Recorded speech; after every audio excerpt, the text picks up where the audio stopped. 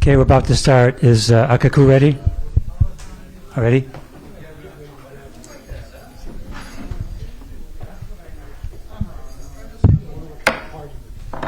Okay, opening the South Maui Community Plan Advisory Committee meeting at 5:31 p.m. And we'll start with a roll call. Can I have your attention so we can make sure that the mics are picking up everybody? Roll call. Vice Chair Kanahele. Here. Member Dowling. Here. Member Kalani Cow. Here. Member Leach. Here. Member Moran. Present. Member Nemeth. Member Passon. Here. Member Falzer. Here. Member Ward. Here. Let the record show we have 3 members that have been excused this evening. I'm here too. I apologize. And Chair Weltman. Present. Just barely, but.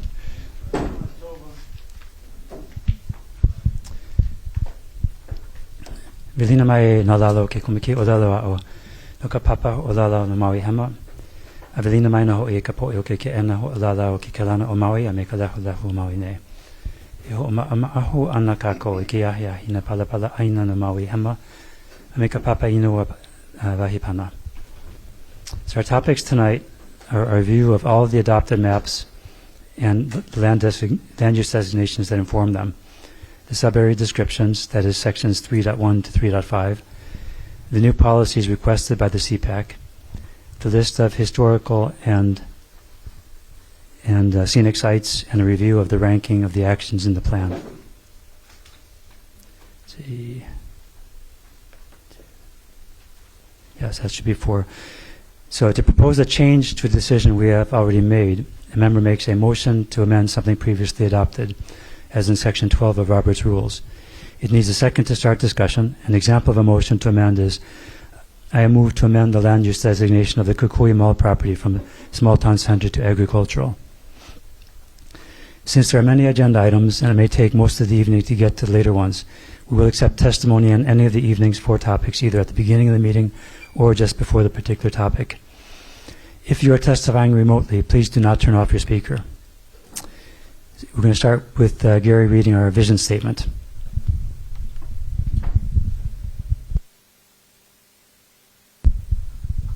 Good evening, all.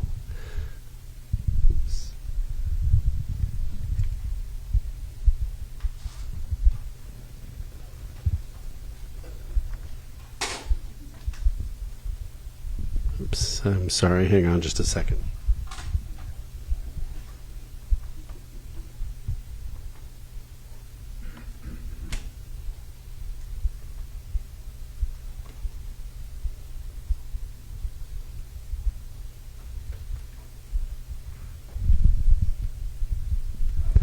Vision statement for our group is, this plan's policy framework is organized by 5 goals. These goals reflect the community's vision and are a description of South Maui that future generations will enjoy by carrying out this plan. In setting goals, South Maui is consciously designing its community to better meet its needs through strong, achievable policies and meaningful actions.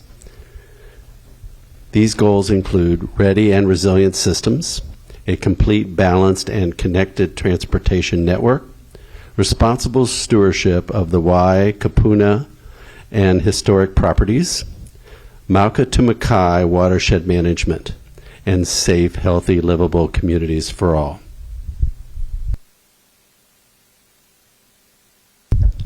Thank you. So who has not read the vision statement yet? So it'll be the person who does it next time. Randall, all right. Brave person, okay.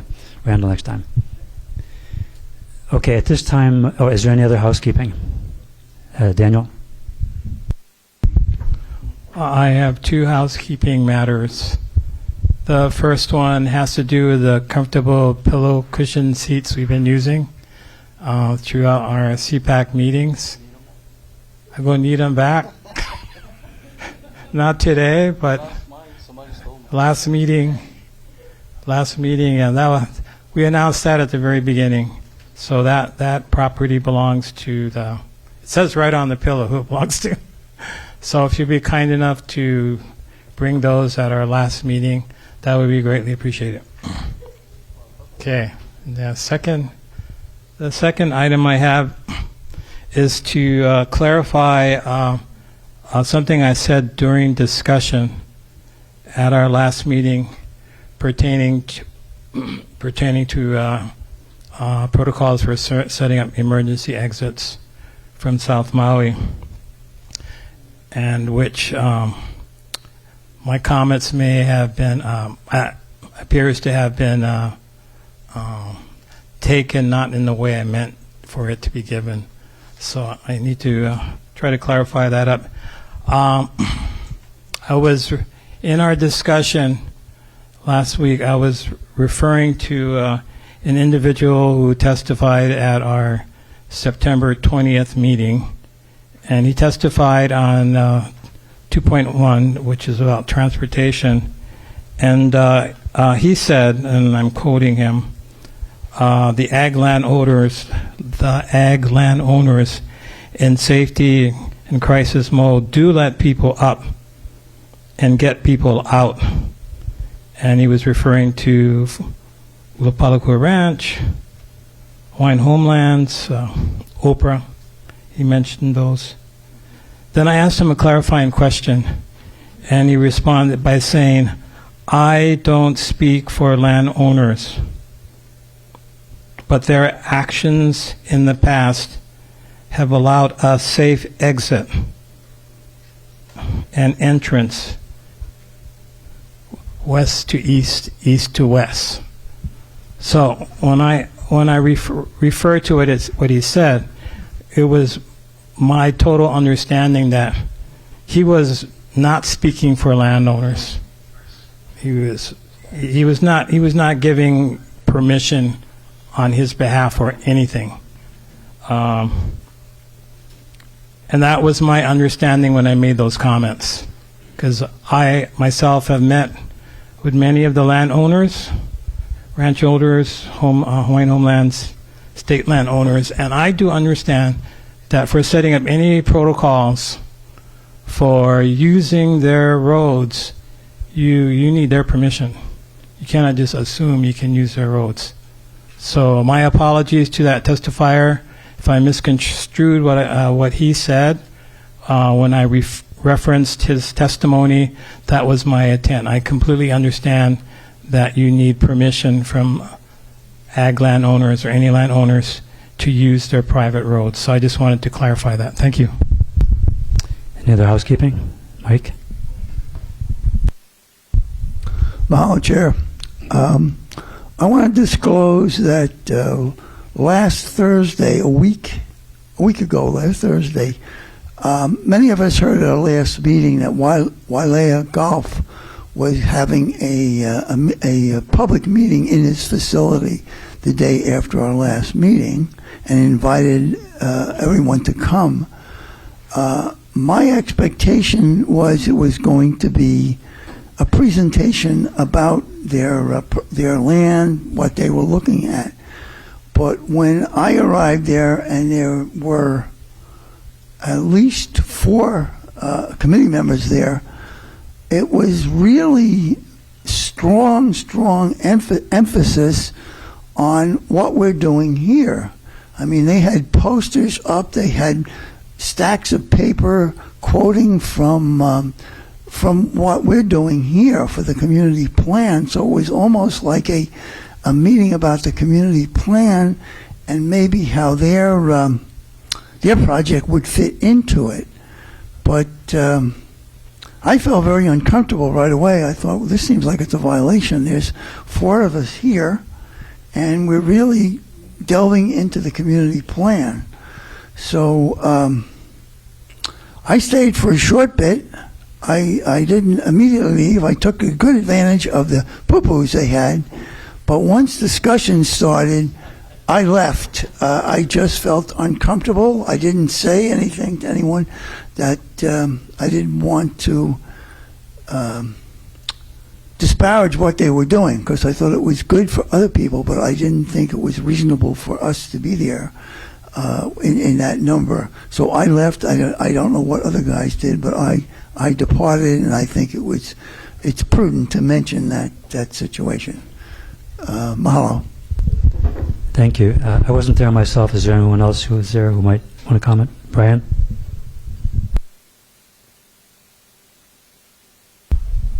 I was there as well. It was actually a workshop, and the intent was that they wanted the public to provide feedback around what was priorities for them or things that they would not want to see the golf course do.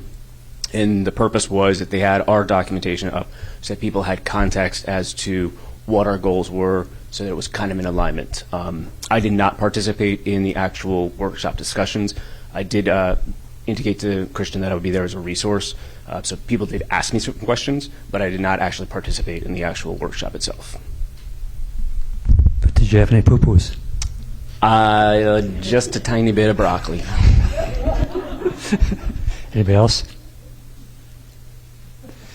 Okay, Daniel? I was also there, and I had poo-poos.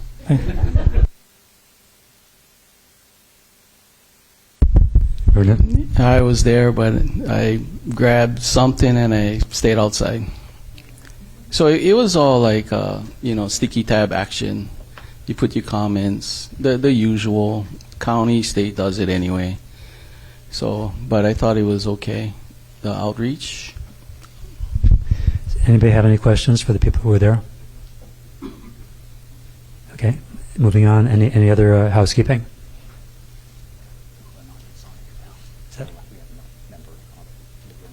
Yeah, I saw that. Okay, so opening up public testimony. So you can testify at this time on any of the 4 topics on the agenda. First testifier, please.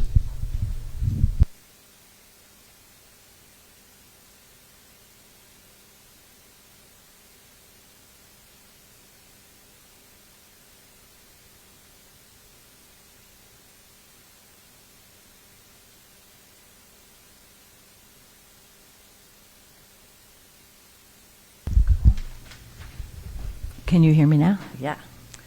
Okay, so you all know me now. You've seen me here a few times. I'm here to testify regarding Sub-Area 2, formerly proposed as the Pialani Promenade. The reason I became involved in community activism was to work against the development of Sub-Area 2 as a shopping mall years and years ago. The Kihei community has spent years and lots of volunteer effort to avoid that outcome, and today we are now facing that threat again. Previously, this CPAC group voted that this land should be residential, meaning that all sorts of homes can be built there, single-family, multifamily, ohanas, apartments, etc., as well as small businesses such as restaurants and shops to support the local homes. This is exactly what we need in Kihei now. In 2017, when the developers asked KCA what we would like to see, since we were rejecting the mall, we showed them a schematic residential concept that I've printed here for you, which you have, that was never acted upon. It was basically ignored. People need homes so that they can walk to school. Students don't need a shopping center to walk to. Unfortunately, some weeks ago, the issue of the land use designation of Sub-Area 2 was revisited, and the CPAC changed the land use designation to small town center, which does allow for residential but does not require it. That is a very important point. No matter what a current owner may say, the planning and development allowed is for commercial. No residential is mandated. I'm here tonight to try to help you understand why I and a lot of others think this is a very bad idea. One, while the developer may say they will do residential, that is just a promise that can be broken. This is the same company that has owned the property since the outlet malls were proposed and soundly rejected by the community. Two, the developers made it clear that they want commercial on Pialani Highway. This is a terrible idea for traffic. We already have congestion nearby due to the traffic that goes in and out at Ohukai to the light industrial area. Commercial here will attract people off the highway all day long. The type of commercial enterprises that we need are local ones that are allowed in residential land use designated areas. A small town center will attract mainland companies that will take their profits off island, not leave them here where we need them. 3, we already have a small town center. It's Kihei. We do not need to add another small town center. This new area will compete with Central Kihei and will cause further decline of the central commercial area that exists. We have many commercial vacancies and not enough housing. 4, CPAC is creating a long-term vision for our community. The North Kihei-Mauka area will have ample commercial areas nearby. North Kihei-Mauka includes land use designations of neighborhood centers and a large area for employment center. There's no need for a small town center. 5, lastly, in all the grief and lamenting that has gone on since the Lahaina fire, I have never heard anyone missing the outlet malls. I have heard so many people devastated by the loss of their homes or those of their friends and family. Homes are what are important and needed by our local families here and now. Please consider how important it is to plan wisely for the future of our town. I firmly believe that it is a great idea to make the Sub-Area 2 a residential priority for our residents. We don't need more commercial development, especially not on Pialani Highway. Is that my time? Okay. Thank you. Any clarifying questions for the testifier? Vernon and Daniel on the mic. Good evening, Randy. Hi, Vernon. So like you've been in the discussion with this project, and like me from day one. So my challenge is the process, the transparency, who said what. You got the guy, the developer, you get interveners. I'm glad I was in the middle of all of this, because there's more to the story. So this is the same developer you're saying that was with, I mean, same developer is from one point in time. Same owner. I don't know if it's the same representative company that's, managing the development, but the same owner. Okay, I don't think the same owner, but that's... Well, that's just what I've been told. So okay. So with the developer, he wanted to build housing from the get-go, from day one. And I know there was different versions of layouts from meeting number 2, 3, 4. The community, I just going to say, and the groups never wanted residential. Really? Oh, yeah. And then... And what community groups were those that didn't want so residential? So there's Maui Tomorrow, Sierra Club, KCA. Maui Tomorrow didn't want residential? Well, they're in the discussions. Well, this is the KCA proposal for Pialani Promenade property from 2017, and it's entirely residential. Yeah, so KCA wanted residential. Well, that's okay, whatever. But you guys got your records. I'm sure the guy got his records. Fast forward. Okay. Stipulation and order. Okay. So in that stipulation order pretty much states the interveners giving up all what they oppose and agreeing to the going back to the 95 plan. To the light industrial plan. Right. Right. So they agreed upon that. Right. I understand and that. And then now, the residential comes up. So for me, what's tricky is with all the historical features that was said or recorded, even if we go residential, I'm wondering if the community and the Hawaiians going to come out and protect that land and let residential happen. Because from my point of view, the way the interveners treated this, it was not to have anything on that land, which I didn't want, and try to get that back to ag or open space. Not have nothing on that land, but now we fast forward, they want residential. The other question that I have, and I'm concerned, who represents the community? Does the entire community know about the stipulation and order, what that means? Right. Well, you have a good point. I understand. So yeah, so just see what I went through, you guys went through. So we will have a discussion about yeah. this, but what is your question for the So testifier? no, I just making comments, but thanks. Yeah, we can talk more about it. Yeah. There you go. And then Daniel? Hi, Randy. Hi, Daniel. Does the KCA still support our residential for the P.E. Lenny Promenade? Well, we haven't had it as a board discussion, but we have never changed our view from that. So I've never heard anyone say they wanted commercial there. And that's what small town center is. But I'm just here bringing up the history that I've been involved in. And that's this 2017, and a lot of discussion with the developer at that time, and a lot of confrontation about the huge mega mall that was proposed. Thank you, Randy. Mike? Oh, Chair. Thank you for coming, Randy. Number one, I really like your shirt. Yeah, I haven't worn it for a while. I can tell mine is way more worn than yours. Yes, it is. I think all the points you make are valid. I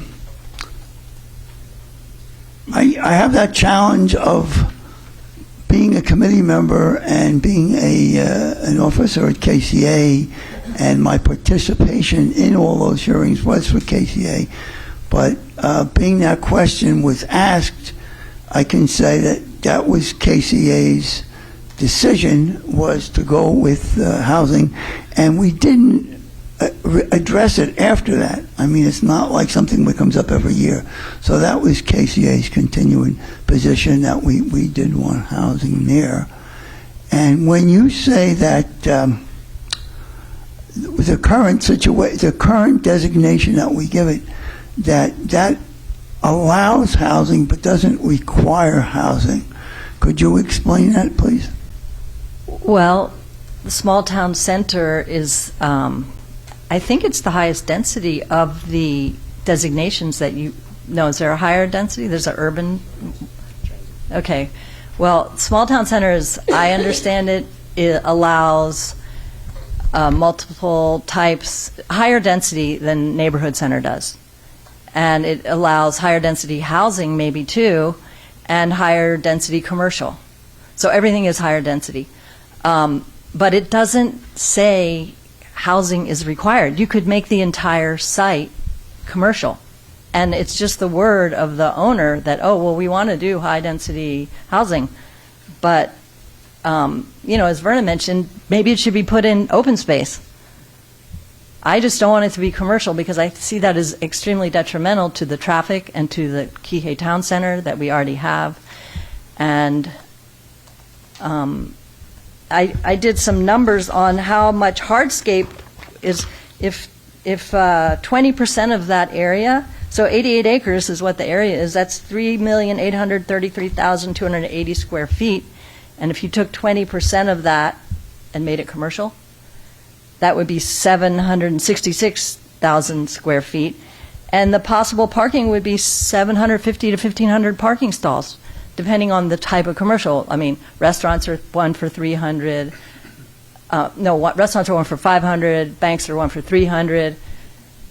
Big box stores are one for 1,000. So that's a lot of parking. That's a lot of hardscape. And that's a lot of traffic, a lot of people, if it's just 20% commercial. So that's shocking to me. I don't want to see that. I mean, I'm with Vernon. Yeah, just lay fallow. But don't make it commercial. Anyway. Thank you, Randy. And you didn't address it. I mean, I certainly know you, but for the record, you speak like a professional. So are you a professional? I'm an architect, and but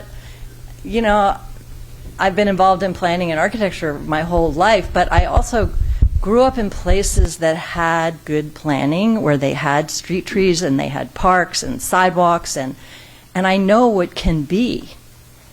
And I just don't want to see sprawl. There's a lot of sprawl from where I come from. There's highways with commercial up and down, and they're miserable places.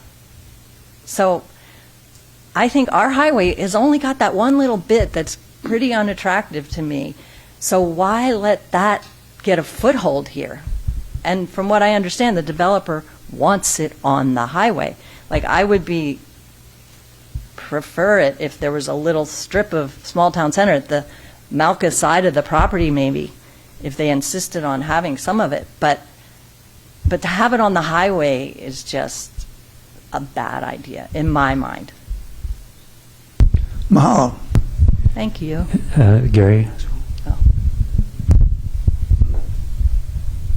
Hi, Randy. Hi, Gary. Hi, Could you maybe talk a little bit about what's Malka of this property in terms of commercial and use, and just help us kind of understand? You mean the North Kihei Malka Yeah. vision? Well, you guys created it.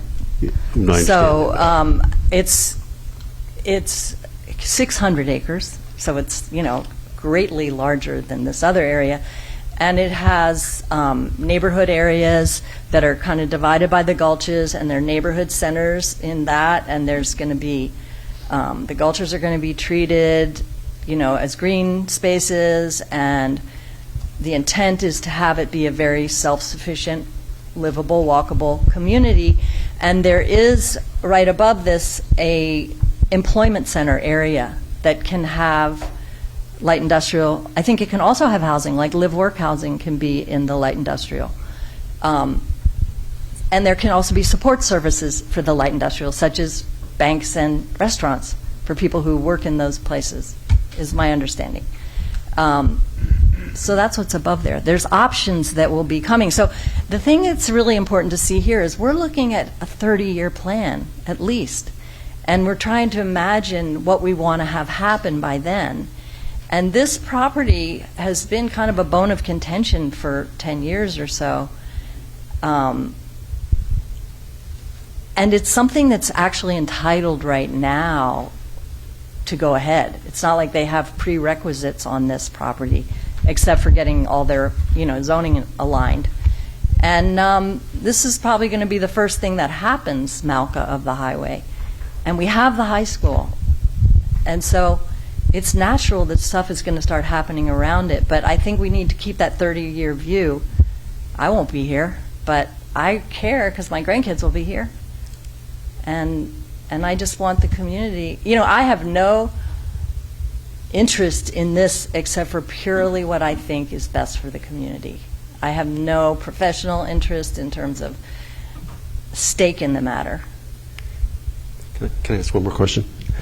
You are a professional in architecture, and given what you know about North Kihei Malka and what's been essentially approved by this committee and that kind of stuff, do you think it's reasonably self-sufficient by the amount of neighborhood centers and employment center for those people? Do you think they need additional commercial space beyond what is in the plan for that area?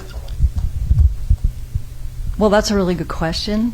I think that for now it's adequate, but I think if it proves down the road that it's needed, someone will bring that up and there'll be pressure.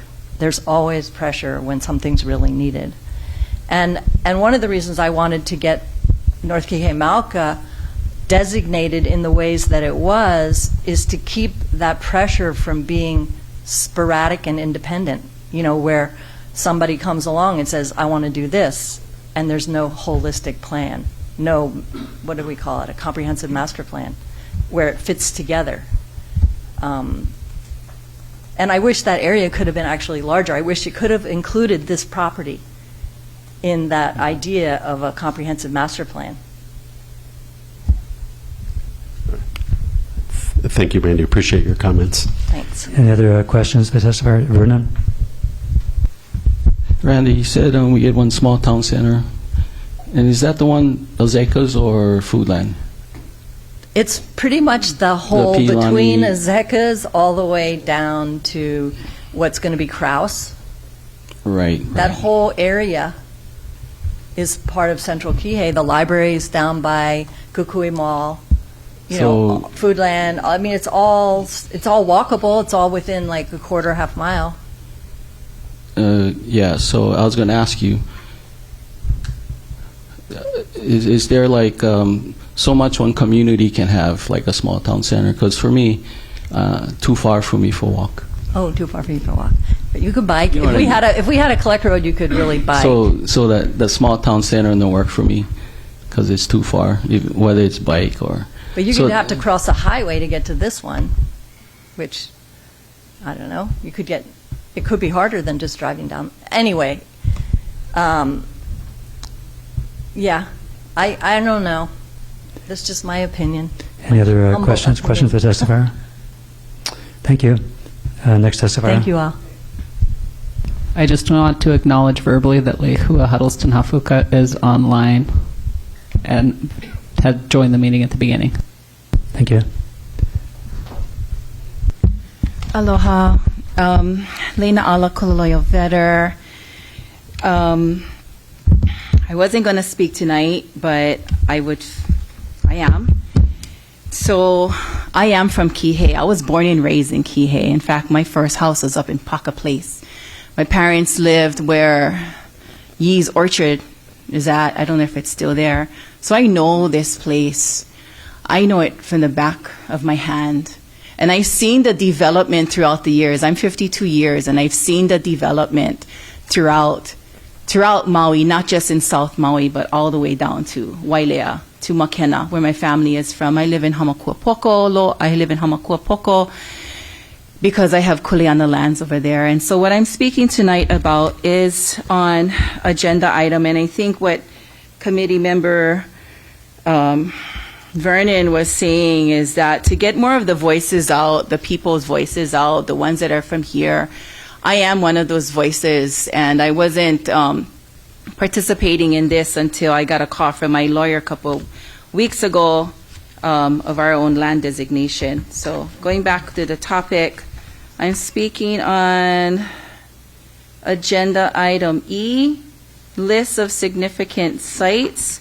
And you have those significant sites that was there. I noticed that in your previous meeting, there was a list of maybe like over 150 sites that was there.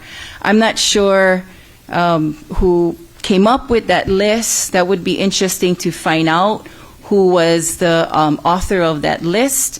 Maybe this CPAC can kind of find out. And then it was dwindled down to what we have right now at the moment that's on your agenda. I'm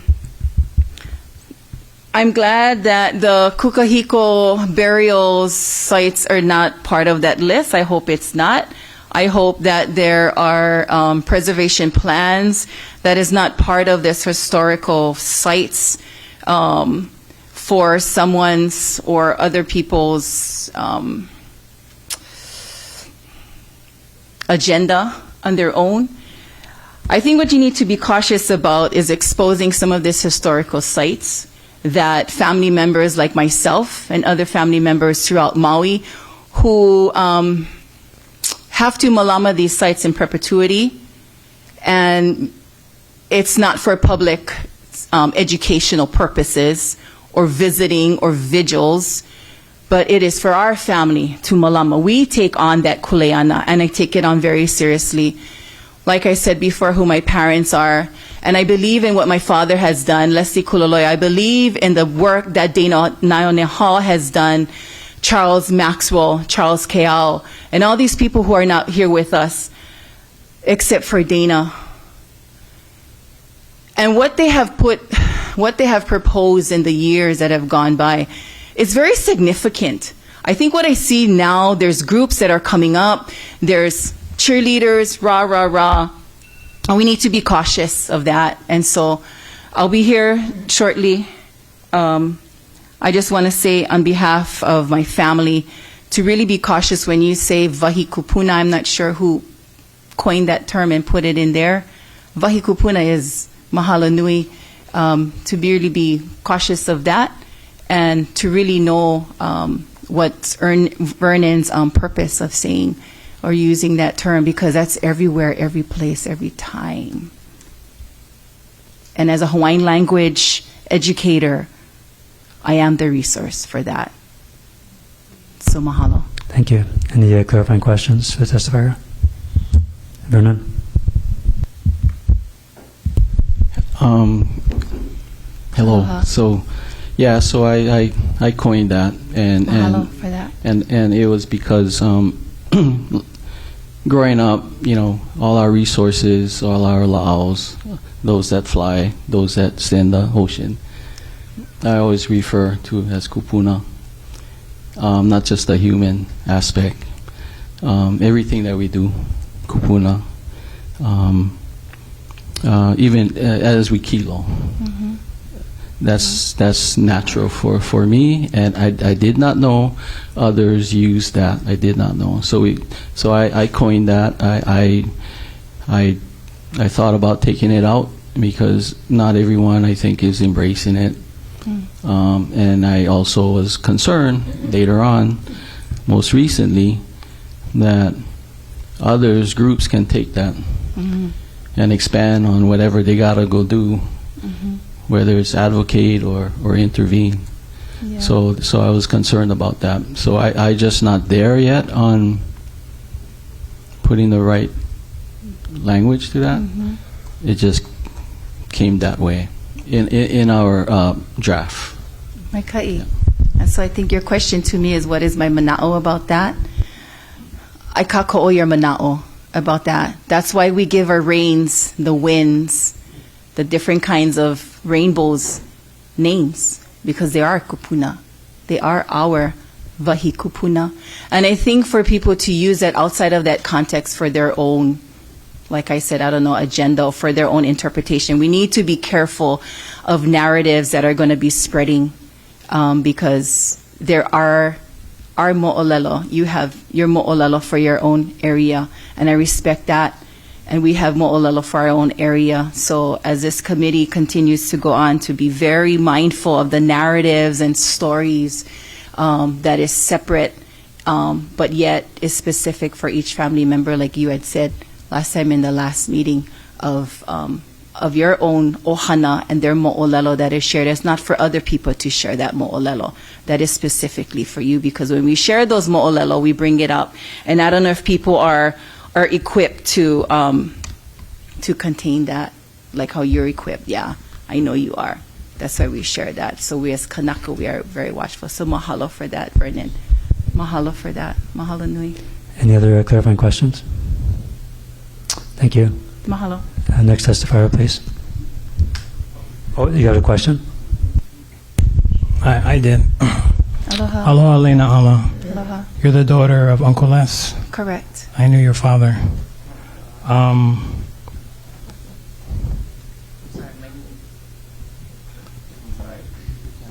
Sorry. Sorry.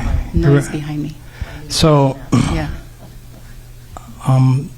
as just to clarify what I heard you say, that the mo'olelo that you have for wahikupuna that is connected to your lineal lines, you feel, of course, that you have kuleana to protect those wahikupuna, be they sites or places or what have you. That is your kuleana to do for your family. Is that what I'm hearing? So far, yes. And for those who are not of your line, who have kuleana in other areas and mo'olelos, who may feel differently from you, and who may want to share differently than maybe you feel, would you respect their kuleana to do so? Everyone has a story. Every family has a story. Each and every one of us here, how we got here, how your grandparents got here, wherever the origin is. So, for example, what's happening now in Palestine, there's a story behind the war of people who were sent there, and now they're claiming that as their own lands because of whatever religious purposes or ethnic groups. So that story is created since the 1940s because of greater countries that had brought a group of people over there to Palestine, and now this is what's happening in the current events from this past weekend. So it's just, for me, if you're asking me, will I respect people's mo'olelo? I will respect their mo'olelo as a teacher, as an indigenous teacher in the Hawaiian Immersion Program. It is my kuleana to share that mo'olelo and to make sure that that mo'olelo that is shared comes from the right place. Because I am entrusted with the next generation for them to interpret that and for them not to make stories up. So because I am from Hamakua Poko, I've heard mo'olelo from my grandparents of phenomenons that has happened. And I will not share that. But when I hear other people who will share it so openly and not feel that there is some kind of effect and devastating hopena to that, I feel that I should speak up for that. So I've heard mo'olelo throughout the past years that I've been involved, and mo'olelo from my grandparents and mo'olelo from people who are not of the moku. But they would use kupuna name and say, I heard this from this kupuna. Now this kupuna is not here to even say yes or no, I did tell that person, or yes or no, this was in this context. So I think going back to what you're asking me is, will I be respectful of people's mo'olelo? One, if they are not a lineal descendant of that area, I will question them. Number two, who is telling them that? Are they reading it from a book? Because we know a lot of our history books have been tainted and pillaged with editors that are not of Kanaka Maoli descent. And so I'll be very cautious about that. So will I be respectful? I will be respectful for a certain time and place. And I have let people know that this is the reason why. I will respect that mo'olelo or not, because my children will be hearing that narrative, and I do not want them to hear a narrative that is outside of my own family or narratives that is outside of Kanaka Maoli from this island. I will not. And I am entrusted, like I said, as a Kanaka, Oiwi, Kumu in the schools. I am questioned, and I stand my ground. This is why we're telling this mo'olelo, because we are from Kumulipo. And if they feel in their na'au, then that is, they're from that. There it is. But I think we need to stay in our own swim lane at some times, stay in your own moku, and to be very cautious of what kind of names that you're dropping, because there is a consequence for that. We may not feel it now, but spiritually it does come around. And so I think that's a long-winded answer to your question. Daniel? Just one more clarifying question. Are you speaking specifically to a moku, one moku, or are you speaking for? I'm speaking for the entire Ko Hawaii Pai Aina. You're speaking for all for mokus? all of our Aina, because there's so much mo'olelo that is being changed around just in the past years, and we have our own educated people here in Hawaii that sometimes they're not listened to, or just because they don't have a palapala or a degree, or they don't have cheerleaders or bandwagons behind them. You know, the people who have made a lot of choices and a lot of changes in Maui, they didn't have a rah-rah group. But they had those people who wore the bandanas and would risk their lives and travel across one island to the other to sacrifice and to make sure that mo'olelo is true. So I'm not just talking about one moku, but if there is a mo'olelo pertaining to the moku that I live in, or in the ahupua'a that I know, of the mo'olelo that was told, then I would hopefully that person who is sharing their mo'olelo, we have some kind of commonality so that I'm not questioning that person too much. And neither is my children or my nieces and my nephews. So, we're the South Maui CPAC. Got it. Yeah, we deal with the South Maui. So yes, I am talking district. about Kula and Honua'ula. So Perfect. would you also come before other CPACs in other areas and say the same definitely. thing? I have. I mean, it's not in CPAC meetings, but at public hearings. Definitely. That's my I'm just referring to kuleana. CPAC meetings. Yeah. Okay, thank so you. Definitely. So if anybody says any kind of mo'olelo within Kula and Honua'ula, I would be there. Definitely. Thank you. Any Mahalo other for that clarifying questions for the testifier? Lehua? Oh, aloha.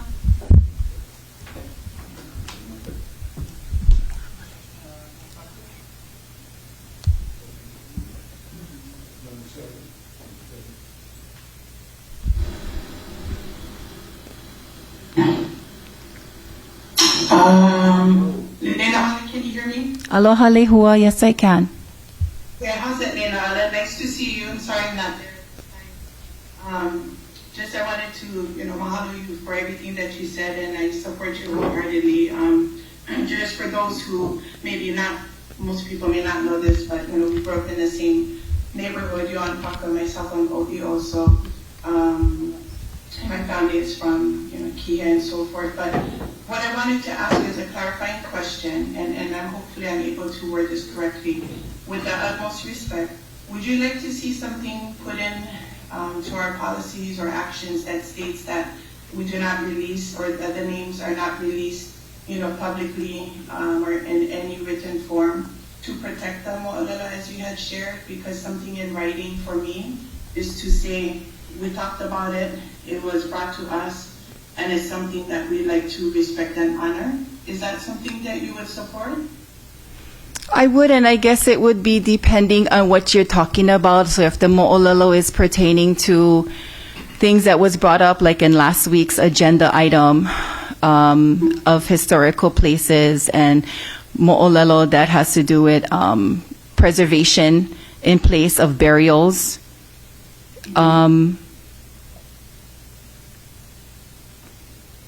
I don't know how that would be sent, because knowing preservation plans and AIS and all of that, you gather mo'olelo from people and you put it into the planning of that. So I know for the burial, if it's Maui Island burial plans, there are some instances, and I don't know, you have to talk to department or even burial council, where there are some amendments in there, I don't know what you would call it, where they do not put in the mo'olelo or even genealogy of the people that were sharing for specific areas.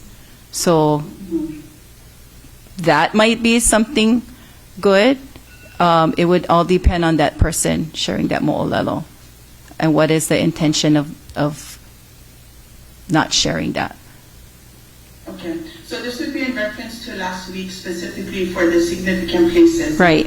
I wasn't able to express myself in terms of what I was trying to do. I was trying to protect that, that respect, and to recommend something that basically supports that. So all of the names were taken off of the, on that item, and then in regards to the significant places that are currently being shown. But I just want to make sure that we as CPAC committee members, if we all agree that, we agree in what you're saying, because I was told that those things are already written into law ordinances for anything that was passed, so therefore it wasn't necessary to have the names, and I agree.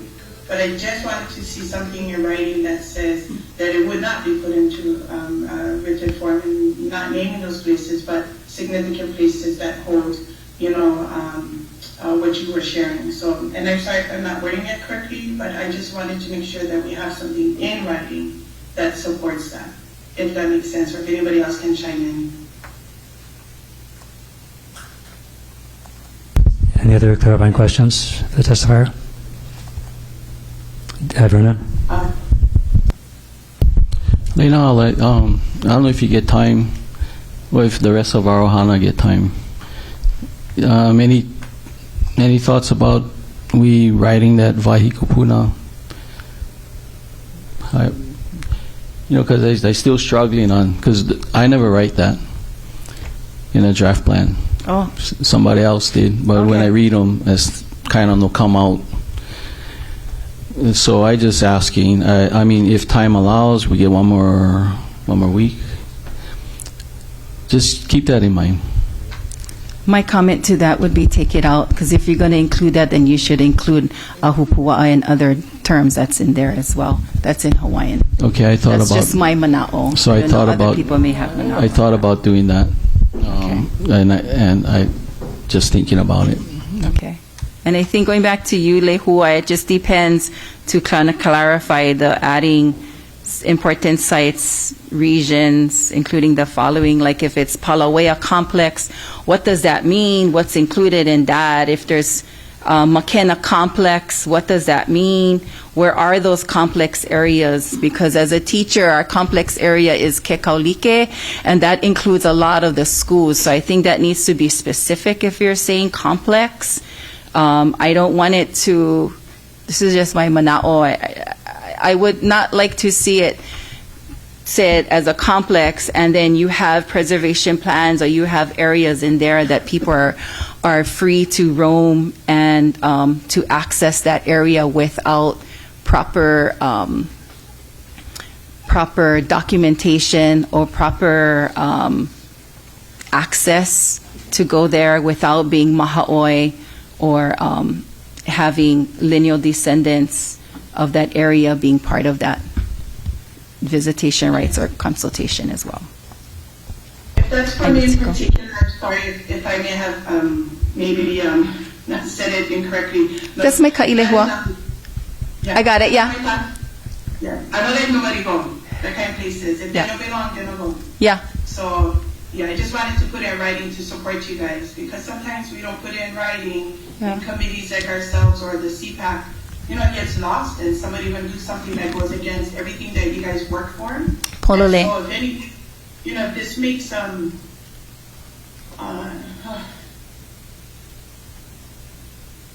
Yes, Lehua. Yeah, if this means anything. I was one of the persons that had made sure that you guys were spoken to and included in conversation about changing your guys' property designation. Mm-hmm. All I kept thinking about was your dad then.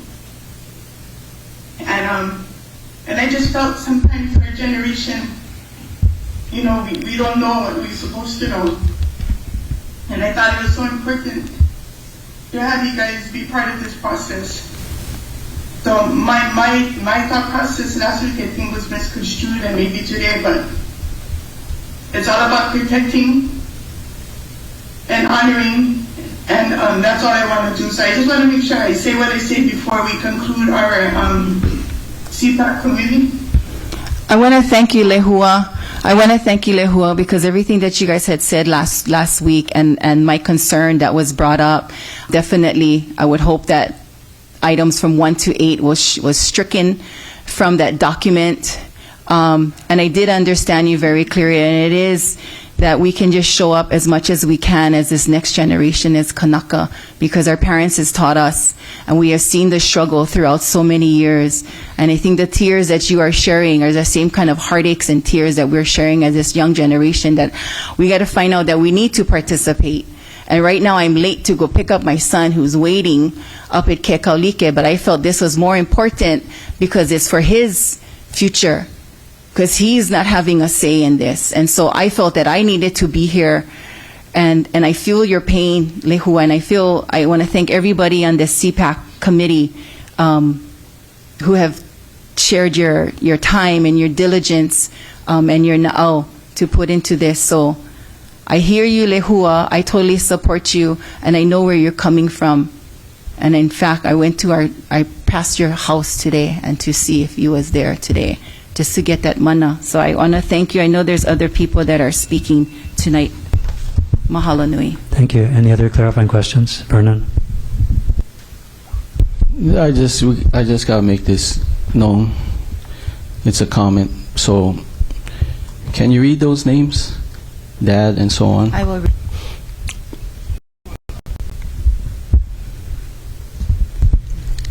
Okay.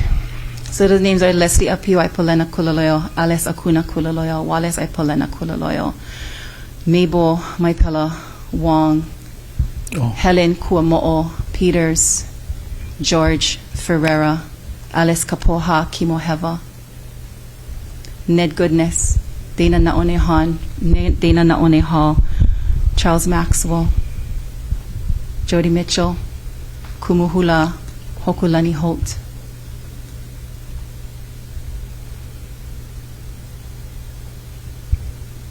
So, and I have many more. Yeah, so we're going to add David, more. Uncle David Kaalakea. Uncle David Kaalakea, Charles K.L. The First Kukahikos, Hawaiians, yeah. Pastor Kukahiko, Charles Plunkett, The Changs, Changs. the Lu'uwais. So And all then- of that are Ohana extends, and so I feel the pressure for this committee Yeah. to continue and to solve everything by next week, but knowing that we will have the opportunity again to revisit this, I'm hoping.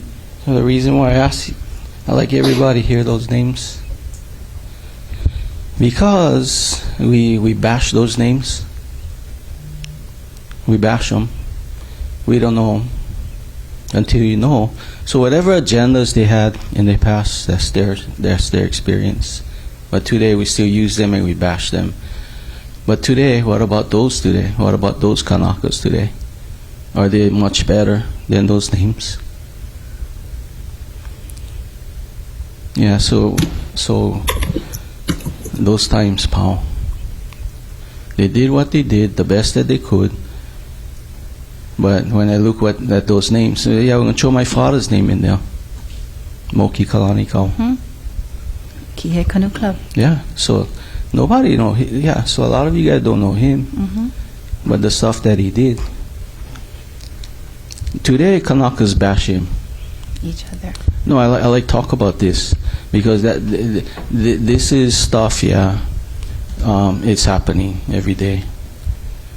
But they gone. They moved on with their life. But we no more any more better Hawaiians today. I just gonna say that. That's my challenge today. Who going be in these guys' shoes? Yeah. So they did the best they could. Mahalo. Mahalo, Vernon. Thank you. Any other clarifying questions? Thank you. Thank you again for this committee and your hard work. Next Mahalo testifier, nui. please. Holomua. Do we have any online testifiers? Yes, we have online testifiers. Before we move on to that, I do want to say Lehua made a comment. She wanted to ask if Lena Ala can be a resource.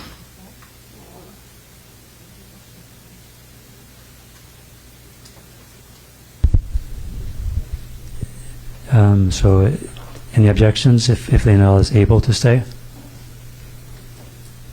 No, okay. So if Lena is able to stay, please be a resource person. Okay.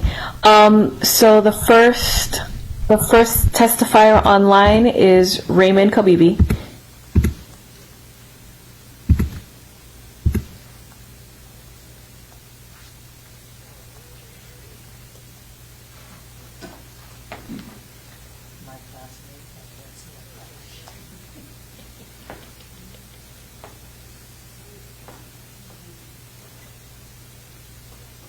Not sure if anyone in the building can hear you. Hold on.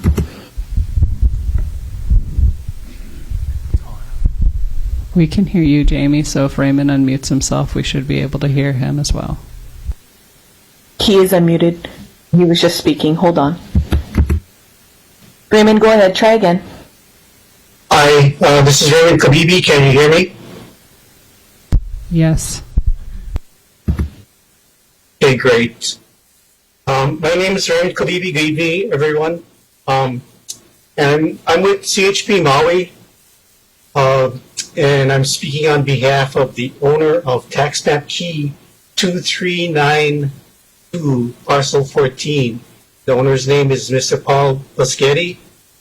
The address of the property is 79 East Welakahau Road, and the owner respectfully objects to the proposed redesignation of this parcel from single-family residential to open space. The owner has expended extensive resources and time to develop a housing project on this property, in addition to the adjoining properties, specifically parcels 116, 150, and 151, to develop a housing project called Welakahau Village. And originally it started off with 86 single-family lots. An SMA application was submitted in 2018 with all of the required studies and reports, including a wetland survey report. And this wetland report identified 1.83 acres of the 20-acre parcel as freshwater emergent wetland and 1.23 acres of ephemeral channel, whatever that is, to which Keokea Gulch flows. The U.S. Army Corps of Engineers accepted this report, and so the project was reduced to 80 lots to avoid impacting the identified wetland. The Maui Planning Commission reviewed the project in 2019, during which 3 parties are granted intervenor status. And during the subsequent mediation, additional studies were done, including a new cultural impact assessment, an archaeological inventory survey, and an updated biological survey.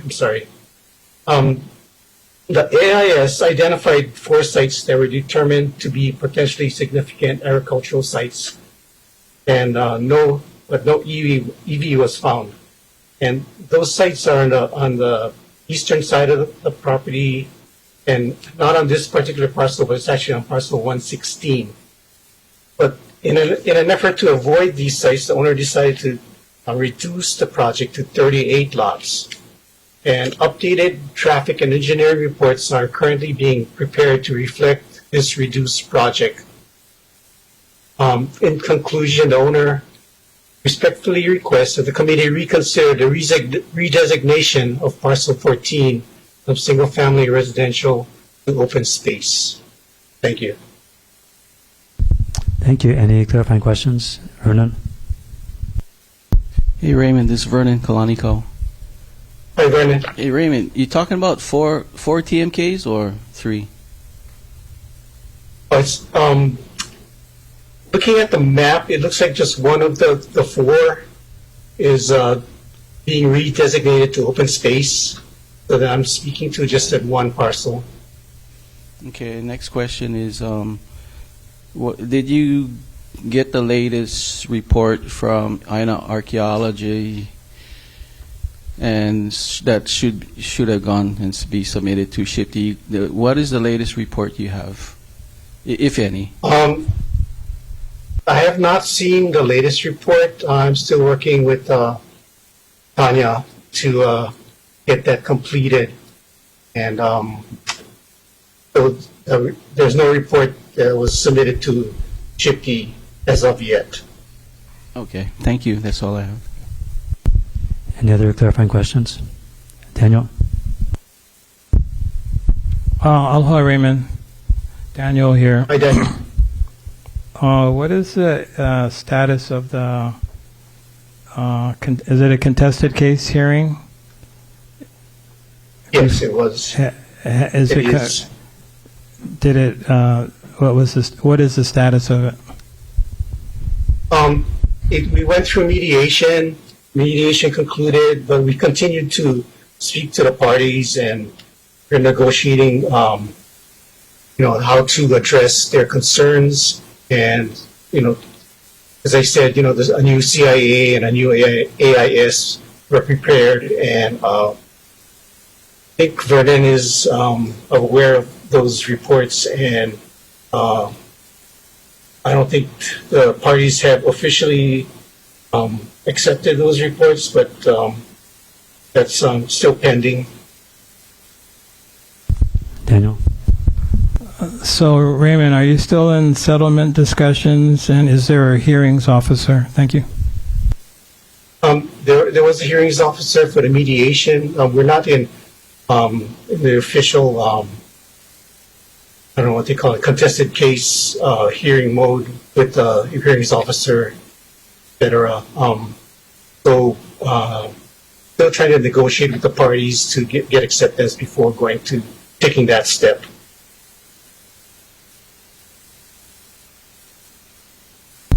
Any other clarifying questions? Vernon? It just dawned on us that Garrett and where'd he go? Karen. So we intervene. Would this be a conflict of interest? Oh, okay, we're just checking because I only get M&Ms. Any other clarifying questions? Thank you. Next testifier. Next online testifier is Kelly King. Aloha, everyone. Thanks for being here, everybody. It's good to see Cody and Kyoki back. And again, I wanted to testify, and I'm not going to go into depth because I think Randy did a good job of giving the reasons why the Pi'ilani Promenade area is a bad place for commercial development. And the community has already fought this battle, or we thought we did. We came out en masse. I think Vernon was there. I think Cody was there, to the Land Use Commission. And we did ask to keep it open space. The community would love to keep it open space. I don't know if you're going to go that way, but the next best thing is residential. And I think that's why you're hearing the preference for residential over the small town center, because that's at least a little bit better. And we all know that we need affordable housing. We don't need any more high-end housing. We need affordable housing in this district. My experience with this area was, I was very hopeful there would be some kind of planning process like Christian Chan is doing with his property on the golf course. And we never got to that. We just got to another proposed plan. So what was happening in that meeting that you folks were talking about, some of you were at, was not a group discussion about what should be. It was individuals kind of writing on these little sticky notes and putting them up in different categories for that property. So it was a plan. It was a meeting for them to decide how to go forward. The other issue I wanted to testify on was the sub-area 4. And I want to support the Maui Tomorrow testimony about recommending the 23-acre parcel immediately to the south of Kilohana Park and west of Kapili Street be designated for park instead of residential. We really need that park area there. We need more parks in the community. And as we get more and more erosion on the sea level rise exposure areas, we're going to be moving. It'd be nice to already have parks up towards the Mauka side that we can plan for now, put them in, and then we'll have places to go when the beach parks are starting to disappear. So I see that happening in the next 10 to 20 years. And this plan, I think, is supposed to take us up through 20 years, although we are supposed to review it every 10 years. And we just haven't gotten to that. So the last thing I wanted to say was I really hope that you folks don't turn this plan over to the Maui Planning Commission before we get South Maui representation on that commission, because I feel as a KCA board member and a community member, I feel slighted that we have no representation on the Maui Planning Commission when it's required by the charter, and that we have 3 members from Wailuku District when the charter amendment says there can be no more than 2 representatives from any one district. So there's a broken system here. There's a lack of representation. We've already gone through months and months of whether or not we can testify virtually, whether or not we can even go to the same place. We've been at 3 or 4 different places throughout the Kihei, and it's been a very convoluted process. But it will make it even worse if we don't have representation on the Planning Commission when they get the plan sent over to them. That's it. I'm willing to answer any questions if you have any. Thank you. Any clarifying questions? Gary? Aloha, Kelly. Nice to see you again. Go ahead, Gary. Correct me if I'm wrong, but I believe that you were instrumental in developing the Maui Planning Commission South Maui Advisory Committee. Is that correct? Yes. Correct. Could you maybe share with what your both your intent and what your legislative objective was in doing that, and how do you see Maui's community's use of that committee to help communicate its beliefs and values? Well, thank you for that question, Gary. And this was meant to be a community organization that would be, since we haven't had consistent representation, sometimes we've had no representation in the past on the Planning Commission, this was meant to be an advisory committee, much like East Maui has for the town of Hana. They have their own advisory to the Planning Commission. And they have, the reason given was the proximity. But now that we're virtual, the proximity doesn't matter as much. What matters is that we have a huge community here. We're about 30,000, and we have no representation. And so that was meant to be a body of and from South Maui that would look at every development that comes through, everything that needs a permit before it gets to the Planning Commission so that they can make a recommendation. There's really no recommendations from our community to the Planning Commission other than the people who come out and testify, and we've seen over and over how much we get ignored when we go to the Planning Commission. I mean, 95% of the people came out against the expansion of the Maui Coast Hotel, and yet it was voted almost unanimously in favor of expanding that. So we don't really get heard, and that was the purpose of that advisory committee. It was going to be kind of similar to what the Hana Advisory Committee was, and Paia has one as well. But unfortunately, the Planning Commission has not been utilizing those, and so we've not been getting the amount of referrals, the project referrals to that planning committee, that advisory committee. Since I've been off the council, it's been pretty much ignored, and I feel bad for the people who signed up to be on it. There's a couple of you who are on this CPAC who are also on were on the advisory committee. To me, it was a very important way of moving forward, of getting a stronger voice in our community, because I've been here for over almost 42 years now, and I've watched us go through 2 decades of being having the most development, being the fastest growing community in the state of Hawaii, not even just our county, but construction everywhere, dust and dirt everywhere, noise everywhere.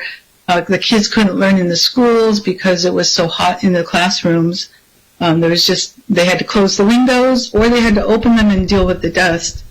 And so just after decades of that, we need a stronger voice for our community. And part of it is things like what we just talked about, what we just heard about this Welakahau property, the wetlands. I mean, we're expanding the definition of wetlands, and so saying that the Army Corps of Engineers accepted it is not good enough, because we have a broader definition in Maui now for wetlands than the Army Corps of Engineers has, and even the Clean Water Act has, now that the Supreme Court is trying to disassemble that. So the community, we have to save ourselves, basically, to do, but it has to be utilized by the administration. Thank you. Other clarifying questions? Daniel? Aloha, Kelly. Daniel, I wanted to ask you, with your recommendation for the 23-acre parcel in Wailea next to the dog park to be designated open space from residential, how do you reconcile the aspect of takings? To designate it as park?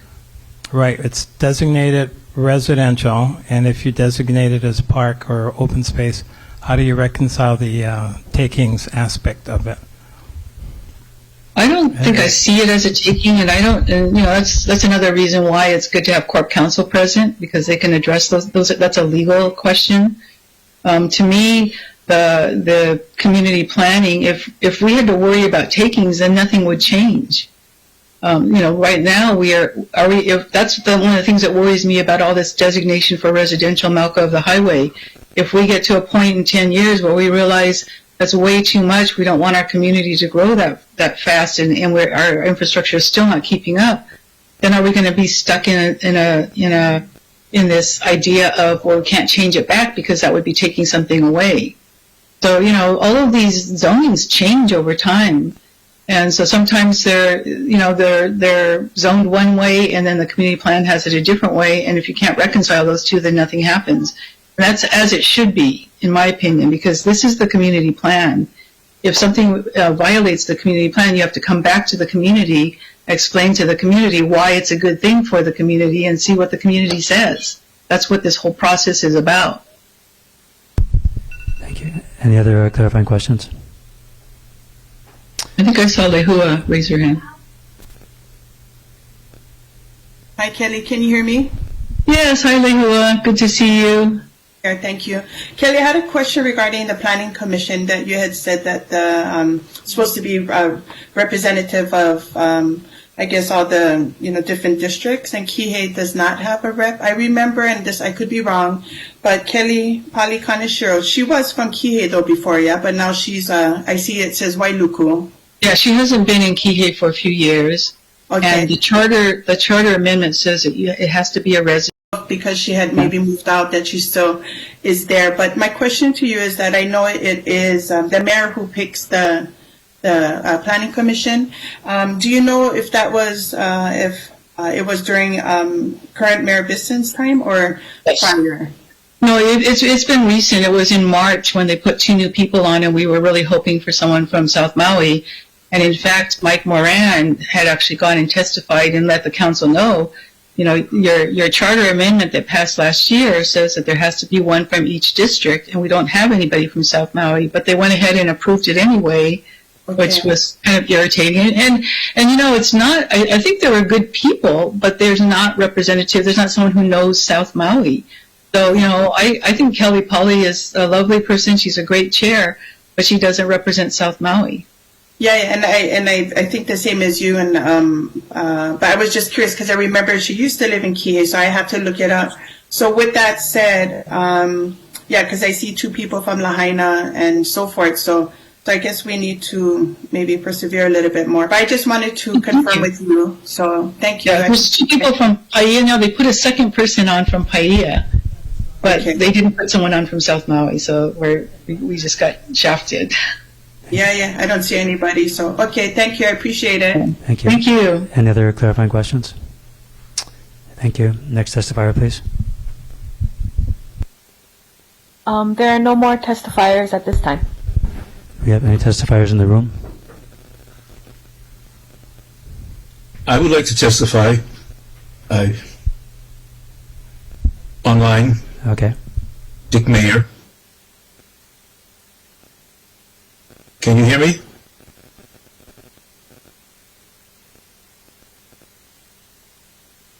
Can you hear me? Yes, we can. Thank you very much. 2 main areas. One is the McKenna area I mentioned to you previously, but now that you'll finally get down to the McKenna area, those 3 areas that are marked in dark brown on the map are indicated as resort hotel. I believe that's a mistake. Those areas should be reclassified as residential. Already 2 of them have buildings on it and are not resort hotel. And the third one is the application is in for the project is also residential. So I think you'd be following what is existing and not creating something that probably would not be wanted way down there at McKenna. The other area I want to talk about is the problem of the sheer numbers of housing units that this plan would allow. You've got all these maps that have sub-area 1, 2, 3, etc. for Kihei. The problem is you don't see them together. And the area where the Kihei Mauka area is adjacent to the high-tech park. And if you put that all together, you would see a massive number of residential units being allowed. And I'm just going to give you a few numbers to consider. Starting at the far north, Kamalani still has 500 units approximately that they could put in. The Kihei Mauka area is roughly 2,000 plus, number undetermined, but they have 600 acres, and it could easily hold 2,000. The R&T Park is already totally entitled for 1,250 units. And further south, you have the Wailea 670, Honolulu area that has 1,100 units. All of those houses will have to go down onto Kihei's Pi'ilani Highway. There is no indication on your map of a proposed Mauka alignment parallel to Pi'ilani Highway, and all of those roughly 4,000 to 5,000 units would all end up coming down onto Pi'ilani Highway.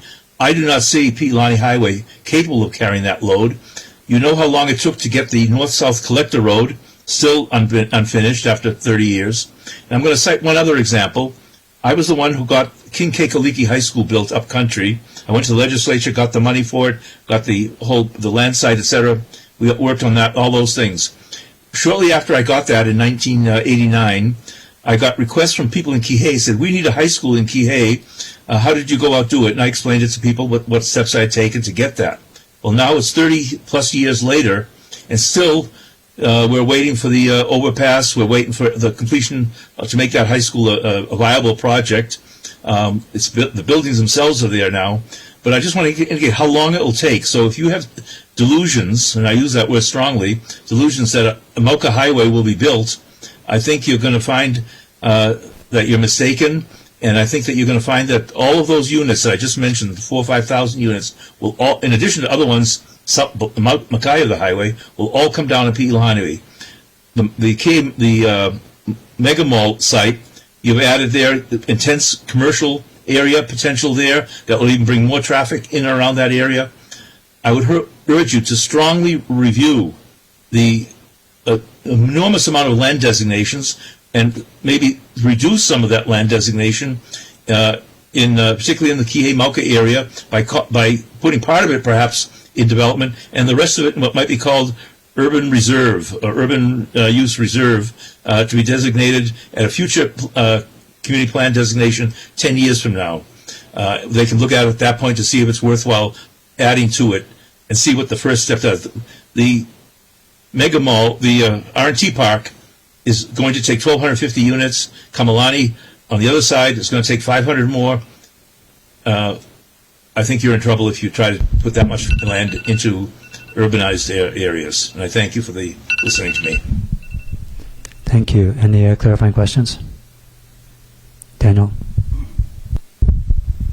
Aloha, Dick. Can you hear me? Aloha. Yes, I can, Daniel. Thank you. I don't know if you've read the growth plan of the current draft South Maui community plan, the background section. Have you had a chance to read that? I've looked at parts of it. Right now, at this moment, can't recall it. Why don't you ask me a question about it? Well, I'm just going to read you the first paragraph, parts of it. The population of South Maui is expected to grow by between 3,700 to 6,100 new residents by 2045. This is based on the County of Maui Socio-Economic Forecast Report 2021. So the population framework, the growth plan, is based on that forecast. Are you familiar with that forecast? Yes. Yes, I was 1 year I was in charge of the census on Maui. I'm very familiar with the demographics of South Maui. And what that number is saying, if they say 3,000 to 6,000, even if you take the upward range, the 6,000 figure, if you divide by 3, the county uses roughly 3 people per household. That would be 2,000 units by 2045. That's over 20 years from now. And yet you're setting aside land that would have somewhere around 4,000 or 5,000 units. And that's exactly what I'm saying. That it reinforces the point I'm trying to make, that you've designated far too much land, and you don't know exactly where it will be. You don't know whether you're going to have the water for it all, the other utilities, several more schools to house to school those kids, etc. So until the study is really done to see whether the rest of the infrastructure will come along, you're creating, and certainly the highway is the big one. I think you're in danger of creating overabundance of land, and as Kelly just talked about, the difficulties of sometimes takings. You won't be able to downzone it later on because people will say it's a taking. So I would be on the cautious side. You can always add land for development if you need it, but you can't take it away as easily. So in your opinion, are we designating far too much land for the Yes. projected population forecast, even at its highest Yes, number, if you- 6,000, 220, Absolutely. 45? Thank you. Absolutely. If you have 6,000 units and you want to say that's probably 6,000 residents, excuse me, and 2,000 units, that's what you should. And you already have the CPAC with 1,250 and the Honolulu Wailea 670 with 1,100. You're almost at that number right now. Just with what you have already to add this huge hunk in is going to create problems on a highway and on a community which cannot get the schools, cannot get the North-South Collector Road done, etc. I think you're going to be ruining the day that these decisions were made to put in all this overdevelopment. Any other clarifying? Thank you. Next testifier. We have a testifier in the room.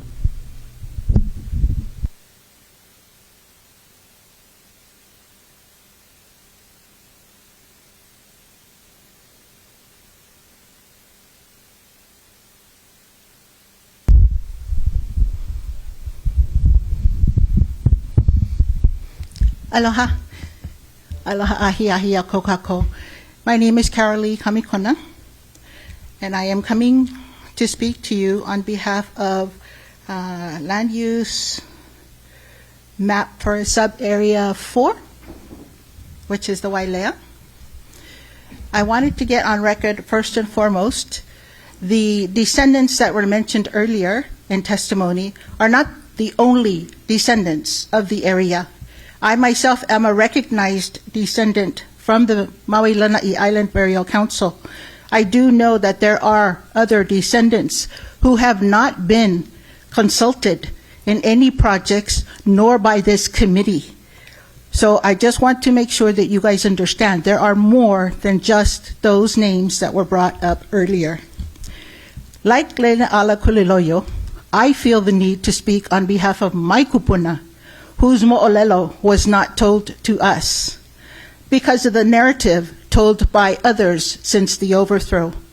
My 7 generations need to know their mo'olelo and mo'oku auhau. In contrast to Lena Ala, I would like to see cultural and historic sites and burial preserves annotated on maps for developmental purposes. With respect to the Ohana who do not want their sites known and or recognized, I'm okay with that. However, I would like documentation done which would be accessible on a need-to-know basis. A site and or program not for public eyes, so they can maha'oi, but for construction and development purposes. In the West Maui Island Plan, sites are listed. Aren't we one mokopuni? Shouldn't we be holistic and connective as one? More specifically, Kalani Heiau was built in the 1400s by Mai Kupuna. Mai Kupuna built the Kalani Heiau, and that heiau has had numerous violations put on it by the planning department. It needs to be recognized. Those of you on this council who know me know this Kanaka does come out to protect and preserve what little we have left of our culture, our traditions, and our history. The obstacles Kanaka like me see come from those whose priority is to continue the genocide and erasure of Kanaka Maoli as the original peoples of this Aina. Erase the language, erase the culture, you erase the peoples. Mahalo. Thank you. Any clarifying questions? Daniel? Aloha, Carolee. So you mentioned that there are other families who are connected to the land that you say that you're a recognized descendant. Is it lineal, cultural? Aloha, Kaniala, and yes, there are other descendants that I am aware of, like myself, who are descendants of the Honua Ula Ahupua'a. And to your knowledge, they haven't come out? to. They have not see- been consulted. Yeah. So we are here to listen, and people can come and testify. We would invite others who want to share their mana'o to come and testify. I mean, I don't know how many meetings we have left. Not many. I thank you for that, Kaniela, and that's why I'm here.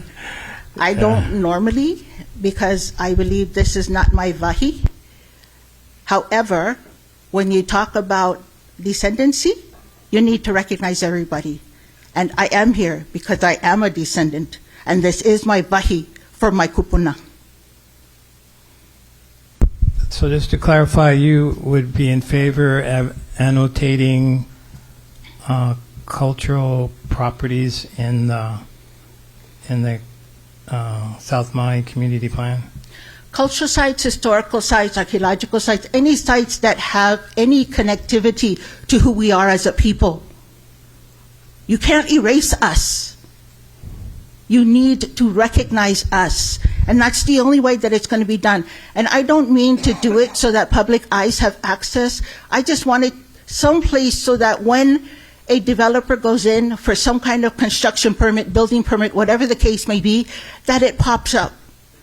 That they don't, in the middle of their development, end up stopping because of a contested case that needs to come forward by Kanaka to protect what is theirs. Our most treasured, cherished treasure, our kupuna. So if there are families, individuals that are they're mo'olelos, they're family mo'olelo, and they're tied to certain vaipana, vaikupuna, do you respect them not wanting that to be made public? Aye, polele. It is not my mo'olelo to tell. It is theirs, and it's also theirs to protect. I'm just saying, with regards to Kalani Heiau, it is not annotated anywheres. But yet, that's my kupuna. He built that. And there's so many violations that have been assessed to it. And vice versa, you want them to respect your family mo'olelos and your connections to places. Polele. Thank you. Mahalo. Any other clarifying questions? Thank you. Lehua? Lehua has a question for you, Carol Lee.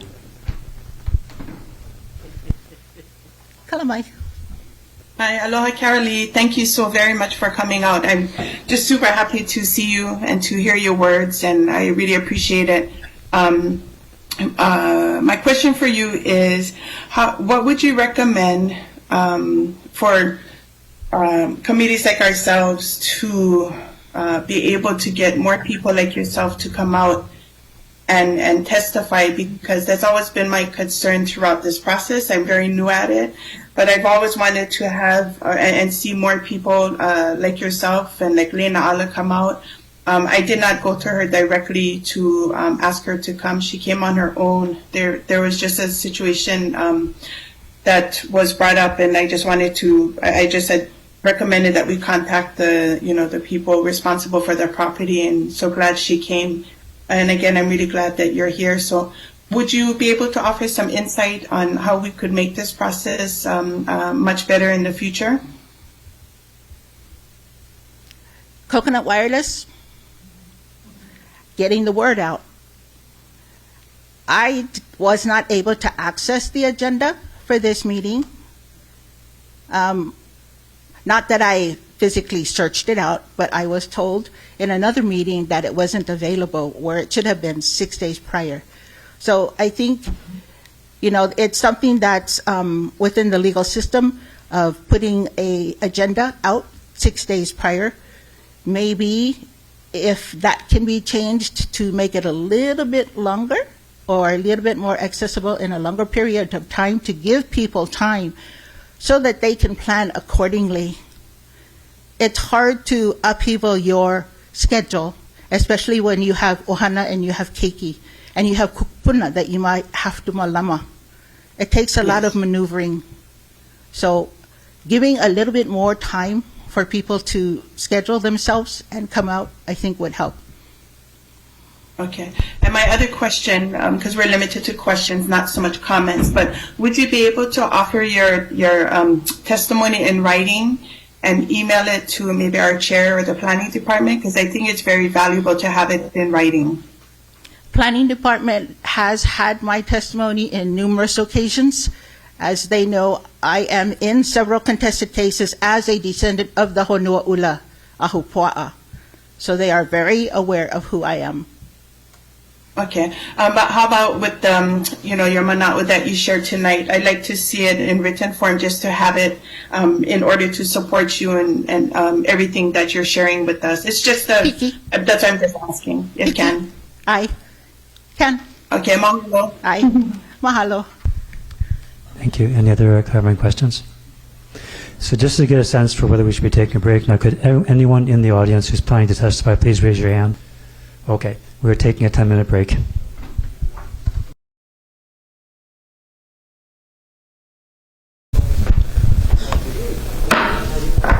It's restarting the meeting at 7:19 p.m.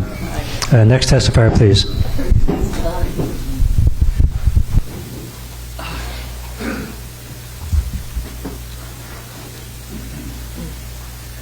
Aloha, Lucy Andine here. Thank you so much for these long hours you put in. I guess we're almost at the end. I'd like to speak to about 4 different agenda items, I guess practically everything on the agenda.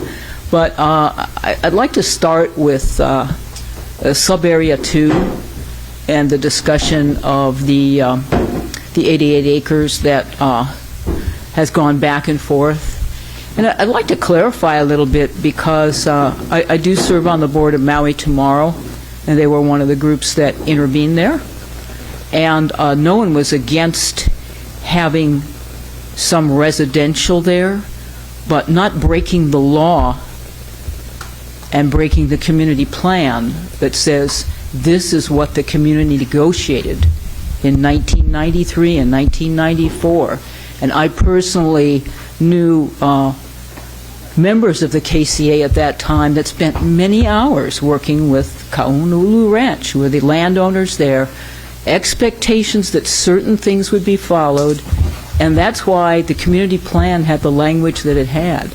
So when you have new owners, there's been 3 owners since then, not just the current set of developers, just stepping all over that and ignoring it, that's a slap in the face to this process. And that's what Maui Tomorrow and the Citizens for Sensible Growth in South Maui came to the Land Use Commission to reflect. They said, Land Use Commission, you gave a permission to do this. Something else is happening here. We need you to look at it and see if this is what you gave permission to do. As far as housing there, in many of the meetings with Mr. Lake, the current representative, it was discussed housing. Basically, the idea of housing just required a community plan amendment, and he was informed of that many times. And so it's not like, oh, these people made them do this. It's like these people just asked them to follow the law. And the law that was set in motion by the work of your predecessors. I have to say that the most knowledgeable person I spoke to about that land, Basil Oshiro, who lives nearby and walks it hundreds of times, felt that it should be left open and used to manage the unbelievable amount of floodwaters that come through the whole Kulani Hakoi system. And that was its highest purpose. And that way you could protect the archaeological sites, which are connected in a way to the facts that the waters pass through there, in his opinion. But he was a man that knew the land well, and so many people did speak to that, and he spoke at public meetings as well. I'd like to move on to subsection 4 and the plans in there.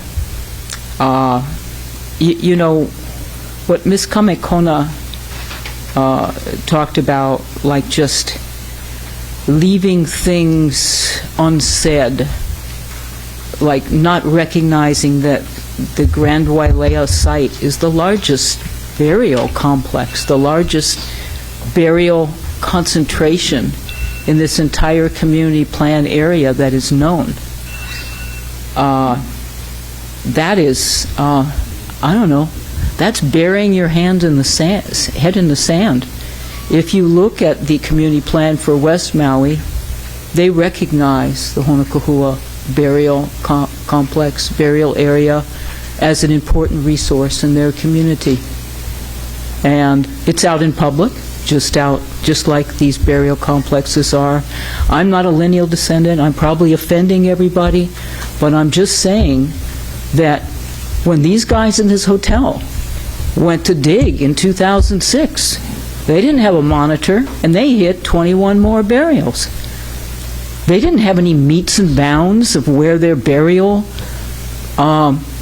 preserve area was. It was never recorded. There's an intention in that property just to not take responsibility for the fact that it was built on a burial ground. So if there's anything this plan can do to make it clear that that's an extremely sensitive area, developed or not, a lot of those EV, hundreds of those EV are still there. And there are many lineal descendants who don't want that fact hidden. They want justice there. So please keep that in mind as well. I'm going to move on to Area 5. And this is the area that includes McKenna and includes, I believe, the changes that were proposed by Mr. Chipchase to the maps of Wailea 670. The maps that were provided, I just have to say, as a person who has hiked from top to bottom every single one of the gulches on this property, they didn't get the gulches right. The county gulch map is a little better. It's actually more accurate. You'll never know that because you'll not be taken on every single gulch there. But those gulches are a magnificent resource, and they are very complex, far more complex than those little lines you see on your maps. So I'd stick with what your hardworking county staff did on those maps, and they put a lot of work into it, and adopt the map that you already have reviewed and, I believe, accepted. Also, I guess they suggested changing their section of the 88 parcel, the Mega Mall parcel, or shorthand, to small town designation. See, as soon as you change one part, the people next door go, I got to get mine too. That was never proposed for anything other than residential. But now it has to be small town. That's crazy. You know, it's like the whole parcel really just should be residential and as much open space as possible to mitigate flooding and to preserve the significant legacy of archaeological sites that are there. The last thing I came here to test, and I did, print up a bunch of stuff. I know no one will have any time to look at it, but okay, I just apologize to all the people who hate the fact that they've been ignored as Kanaka Maoli. Their wisdom's been ignored. It is terrible that their wisdom as lineal descendants has been ignored. It's terrible that Hawaiian values have been ignored in our community for so long. It is terrible that the great names that were read out, many of whom, I knew personally, were not always given the respect that they were due, because they were all people that had a lot of wisdom to share and a lot of caring for their homeland. However, I'm just going to take the flack that people get if I do something wrong, because I'm a historical researcher, and historical researchers are needed as well. You have Sites of Maui, done by a non-Hawaiian who interviewed many, many Hawaiians, Elspeth Sterling. You have Inez Ashdown, who interviewed many, many Hawaiians and wrote down their stories. and left us really some treasures that didn't appear anyplace else. And in my small way, I authored a book on the McKenna Honua'ula area, along with Teresa Donham, who did the archaeological maps. And we were able to interview, I was able to interview personally a number of kupuna and, pass on some of what they said, which some people hated. But the fact is, these lists that we have had in our community plan were developed with input from some of the very people whose names were mentioned before. And there wasn't only lists, there was a map that went with it that Teresa Donham developed when I worked for Councilmember Michelle Anderson, who represented South Maui. I was given a copy of this map. I have it. It shows many of these sites that were suggested to be removed from this list are shown on that map. They are real places. They are historically important places. The map doesn't show exactly where they are. It just shows a sense of where they are.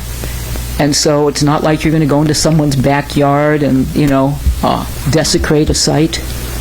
But there really are this general idea that if something was negotiated through a settlement discussion and is a publicly recorded preserve with the land, that it cannot be shown as a preserve or discussed as a preserve in the Maui, in the South Maui Community Plan, just belies our history. We have all kinds of sites that we speak of that are on private land. The last community plan had half a page on the Palauea area and what needed to be preserved there. That was private land. Mr. Dowling was very agreeable and made a beautiful preserve. There's nothing wrong with that. And it's publicly known. So to pretend that this doesn't exist because, I don't know, it's not well defined or something, there are 200 known sites in that general 22-acre preserve, sites and features. It's not overrun by anybody. It's well managed. And I'm sorry, is my time up? I'm rambling on. Well, anyway, thank you for your consideration of actually having a list that our planners can use and our decision makers can use, because those are the people who need this information, and that should be part of our community plan. And if you need more time, I'm happy to talk to any of the people who disagree with me. We should sit down and find some common ground. And it's not me. There's a lot of other people that feel the same way I do, but they don't come to these meetings. Thank you. Thank you. Any clarifying questions? Daniel? So tonight I've heard testifiers with slightly divergent points of views on what significant sites should be included in the plan per section County Council 2.80B.070. So I've heard some who are okay with including some of their mo'olelo stories and sites, and some who do not. It's not okay. What is your view on those who do not want their family mo'olelo or whatever is their kuleana not included in the list of significant sites and structures recognized as having historic or archaeological significance on the list? Thanks for the question. Well, as far as a family's mo'olelo, that is up to them whether they share that or not. But there's mo'olelo about many of these sites that's in the public record. Perhaps it came from their family, like Pu'uhele. There's stories about Pu'uhele in the Ma'olaya area. There's stories about the famous pohaku along the coast. And you can read them in sites of Maui, you can read them in Inez Ashdown, you can read them in Fornander, you can read them all over in the literature. You can read stories and translations of Hawaiian literatures. They don't appear to belong to one family. But if a family has a particular place with a particular story, this is where their family went for a particular cultural purpose. That's their story. That doesn't need to be made public. There's no purpose unless they want to share it at a particular time. But to just say listing the name of some place would betray that, especially if no particular location of that name is given. And so someone can't just walk over there and desecrate a site. I just find it hard to see how that serves our common history. What about the little non-Hawaiian kids growing up here? Don't they deserve to know our history too?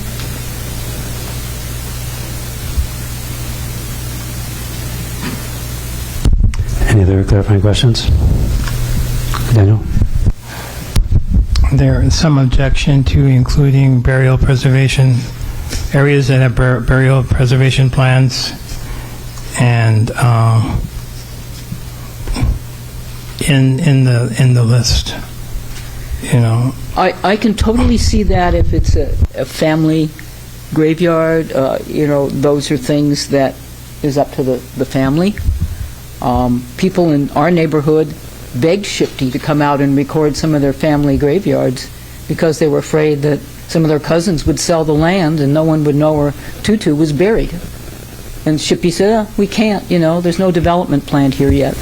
So, but, recognized burial preserves like the Grand Wailea, I think you do more harm than good by pretending that no one's going to talk about it. Now, I know that a lot of Hawaiians don't see things that way, but I have read the reports of the desecration of that place, that were dug up from the files in Hilo, tons of pages. It's a very sad story. The time has come to say no more. And in order to do that, every single planning person, every planning director, every planning staff member needs to understand that when they look at anything for that place, it's a burial ground. That's my humble, non-Hawaiian opinion. Any other clarifying questions? Gary? Good evening. I think you enlightened us a little bit earlier about Maui Tomorrow's position toward the promenade area. In being as active as you have been in the community for, I don't want to say how many years because we're probably not that far apart, but are you aware of any other community groups that have said they, that they were not in support? I'll put the question in that form. Not in support of residential in that area, except to the extent that they would have preferred it to stay either open space or of that form. I'm not sure if South Maui's Citizens for Sustainable Planning have weighed in by comments or not. Mr. Hyde, Mark Hyde, is involved with that group, and I couldn't speak for them. So, but I do know that Mr. Hyde was around during the discussions, and we all had the same attitude, to the current owners. If you want to do something else here, you should just go and get a community plan and let the community know what your plan is, not one of these stealth things of it's an a low impact industrial use, and all of a sudden it's an outlet mall. That doesn't fly in the community. So that was, I think, our consistent message all along. That way the community has a chance to decide in whenever it was, 2012, 2013, 2015, what they did want. But without that process, it's just sort of shuffling the deck chairs here and saying, oh, we said this, but we're going to do that. Any other clarifying questions? Thank you. Next testifier.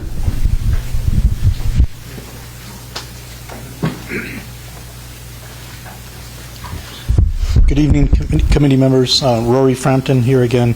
I'm going to try to be real quick here. I'm just going to speak to the testimony I submitted in writing. The CPAC voted on May 31st to approve a map that I had submitted on May 30th, and the map included the map that we had that was approved by the committee depicted some roundabouts, and the conceptual plan was representing the roundabout as a desired type of intersection for major roadway connections. They were not drawn to scale, and we didn't intend for the typically landscaped center of the roundabout to be classified as park. And normally the community plan maps don't include roadway circulation plans. We did it just to kind of show what we were thinking about. So we would request that those circular park areas be reverted back to the abutting land use designation. And similarly to the open space, there were some small open space, isolated open space segments that I circled on the map that were not included on our map that this committee adopted, and so I would request that somehow that get clarified. And I do note that Maui Research and Technology Park also submitted similar testimony.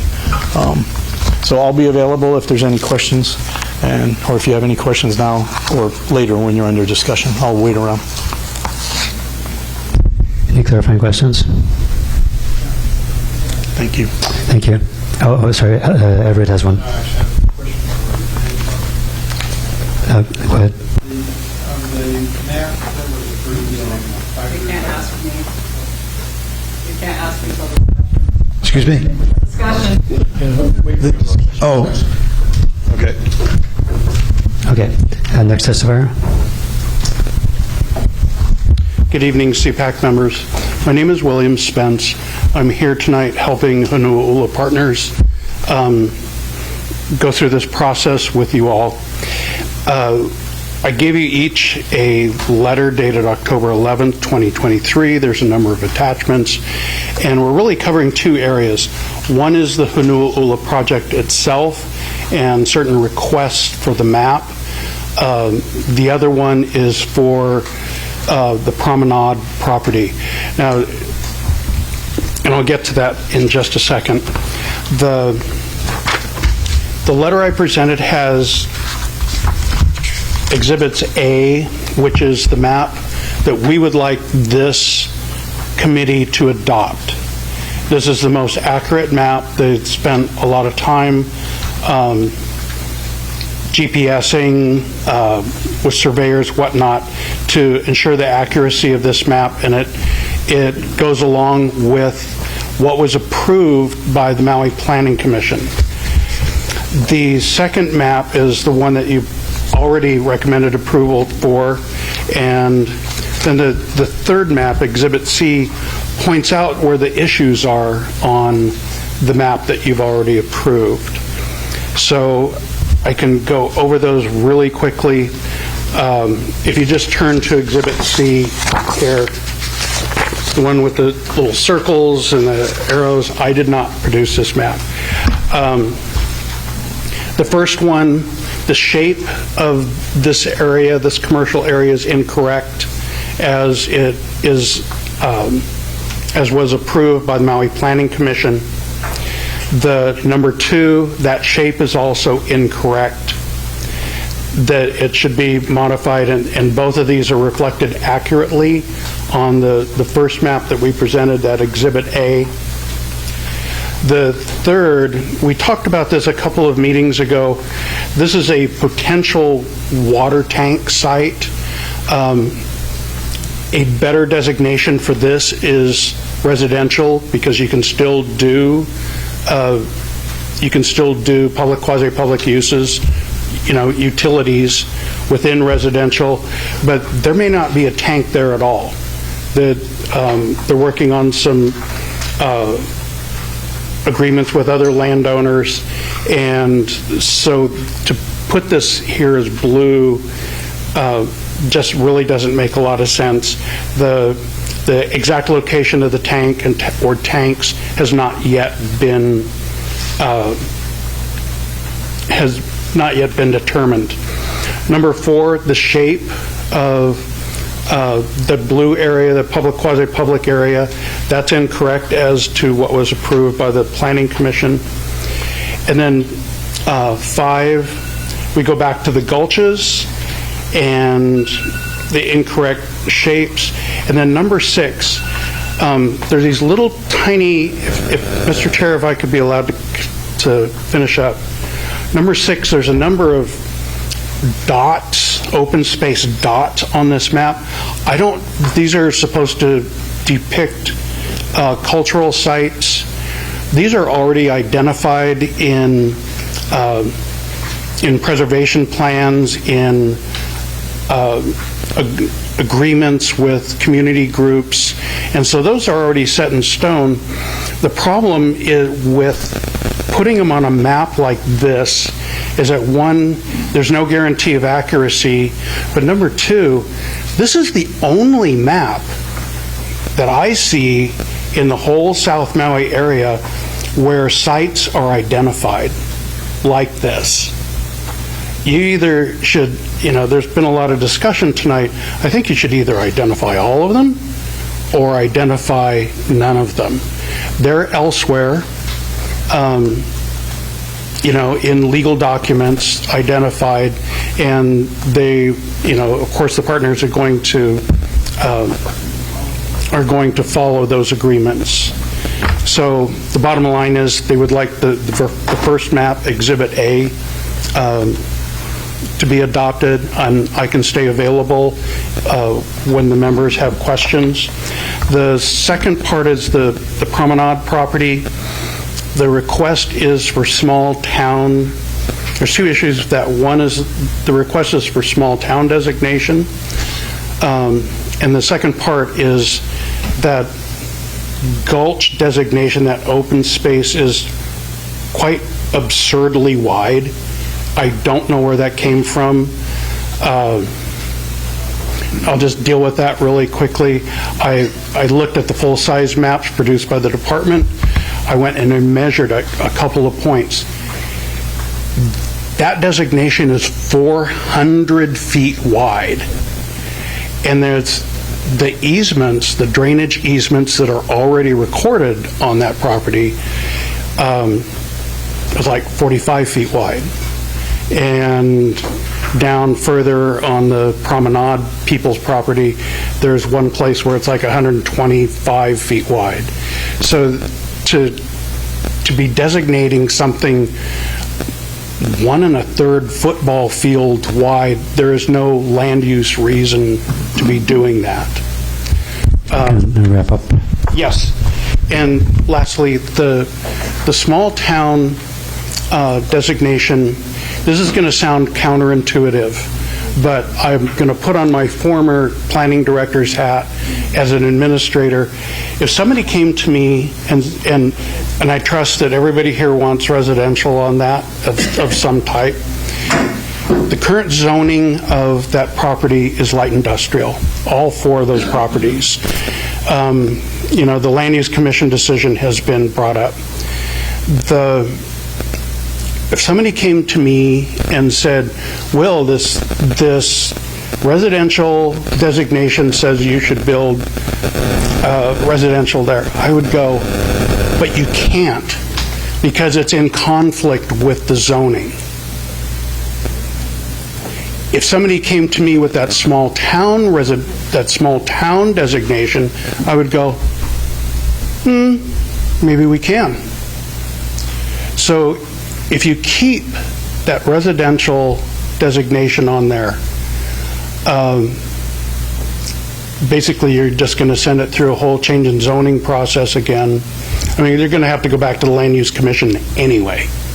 If, Land Use Commission said this is going to be light industrial, they're going to have to go back to the LUC for further proceedings. But to put a designation on there that conflicts with the zoning, you're just asking for more delay in the provision of housing for South Maui residents, affordable, etc. It just means more delay. It means years of delay. So with that, Mr. Chairman, I'm available for questions. Thank you. Clarifying question from Daniel. Does zoning implement the community plan? No. When you go to build, when you go to get permits for things, if you're going to subdivide, all of your layers need to be lined up. Your state district, your community plan, your Maui Island plan, your zoning, all those things have to be in alignment or it's a no-go. So when you create conflicts, if the future for those sites is housing and you create a conflict, it just delays the provision of that housing. So your answer is no? Your answer is no? No, it doesn't. It's okay. Not a yes or a no. They all have to line up. Do you know Mark Hyde recommended that 13-acre parcel you're speaking about Correct. should be commercial, and that the rest of the 75 acres should be residential, that should be the commercial's center for the residential. Would you support that? I think the small town designation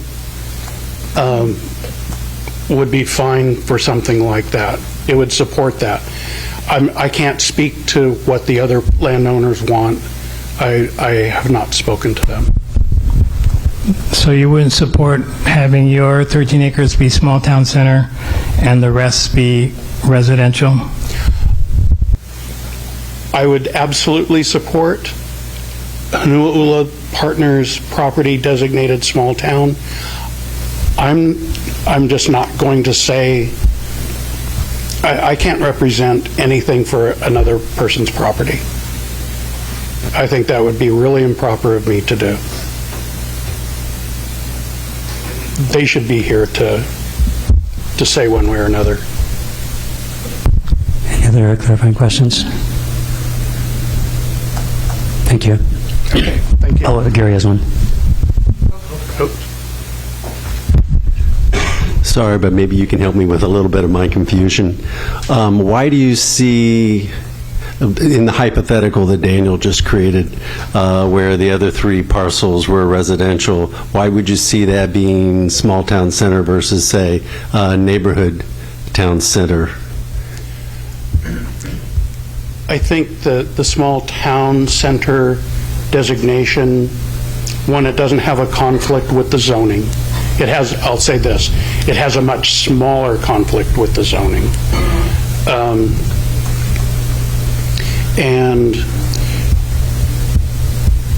I think it's important to just be consistent throughout that area. So the rest of it is small town center. Yeah, I was giving you a hypothetical, though, that the other three parcels were in residential, and so do you see the zoning conflict for small town center versus neighborhood town center being different? If I was to go, this is the conflict with the residential designation and the zoning versus neighborhood center versus the small town center, the conflict gets less as the level of intensity that's allowed by the designation increases. And I'm sorry, I've been doing this a whole long time, and these are questions that were fired at me for 18 years, and so it's hard to just explain it easily. There's much less conflict with the small town center. In your opinion, that's the case. I get that. Can I ask one more question then? If that's, but what maybe turned half the other way, whether it's turned into small town center or turned into residential or turned into neighborhood town center, all of those are probably going to cause some degree of a land use conflict. Some of the, yeah, there's going to be... That there's no free ride here for anybody if we define any one of those three cases for this property. Yes, and ultimately it's going to determine what's going to be, the amount of conflict is going to be determined by what is actually proposed there. Right, I get that. Yeah. So then there's going to be a land use meeting of some kind where the community's going to be involved in that no for doubt all three. there's going to be lots of community meetings. Okay, so what I was trying to understand was whether if we picked A or B, then there was no problem. If we pick anything other than light industrial, there's an opportunity for, or it's good, there is a requirement that these properties will go before land use. Oh, yes. No, okay, that's all. Thank you. No doubt. And just because these are designated small town center doesn't mean that, you know, the concern of a mega mall that is in the past, that's just not going to automatically appear. There's other things that are involved with it. Any other clarifying questions? Yeah, Everett? Does small town allow for light industrial? It allows for some of the uses allowed in the light industrial district. It allows for instance, multifamily. It allows for some of the business uses that are allowed in light industrial. But it's not, I don't see any light industrial in the small town center designation itself. Does residential allow for light industrial? No, absolutely not. Okay. Of the light industrial uses, from memory, just what percentage of those permitted uses under light industrial do you think a small town would allow for? Probably about a quarter of them. Okay, thank you. Including apartments and small businesses, etc. Thank you. Daniel, clarifying question. Last one. Will, have you read the land use I'm assuming you have the land use designation small town. Do you think, could a small town center be built without any residential and all commercial? It could, but I don't think it would, considering the contested cases and the objections and the Land Use Commission decision anyway. I don't think you could just go build a whole bunch of commercial. I think there's going to have to be other community involvement, other proceedings before anybody builds anything on those properties. Thank you. Any other, Vernon? Will, you know the housing across St. Teresa Church down by Lipo? Yes. Across the church on Lipo and South Key Road. So those units are, I don't know if it's retail or mom and pop shop on the bottom designation plus the reds on top. Would that type of development or housing fit into small town center? Yes, in my opinion. Because would that be like a mixed use possibility? Yes, absolutely. Because there's some, okay. Any other clarifying questions? Thank you. Thank you. Next testifier.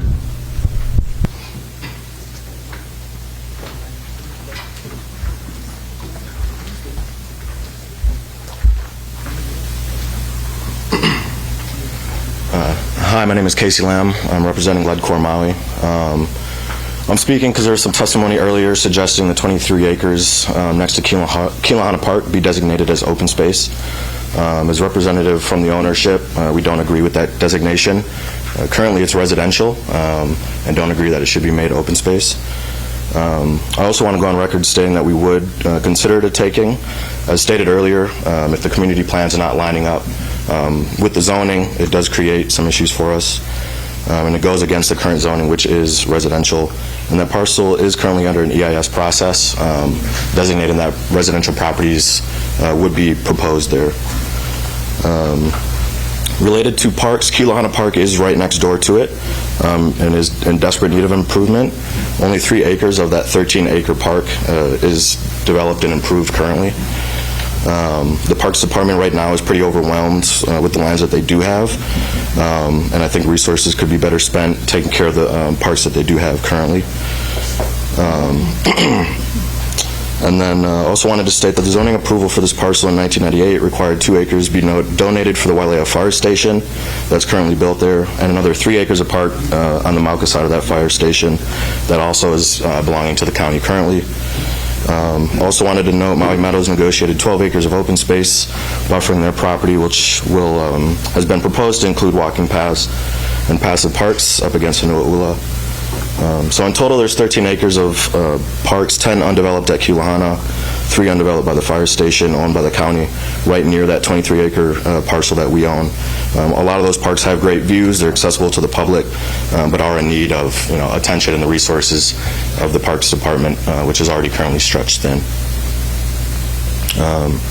And also, just regarding our EIS work, we do have underway, we have an LRFI that's currently being conducted by Tanya Lee Gregg of Aina Archaeology. So we are looking at the cultural and archaeological resources there, as well as a CIA cultural impact assessment by Tricia Watson of Hanua Consulting. So those are ongoing studies that are being conducted as part of our EIS. Any questions? Thank you. Any clarifying questions? Verna? Casey, any of that 23 acres as residential with Ledcor, will any housing be built on that 23 acres? Will housing be built? Yeah. Housing is currently proposed on that parcel, yeah.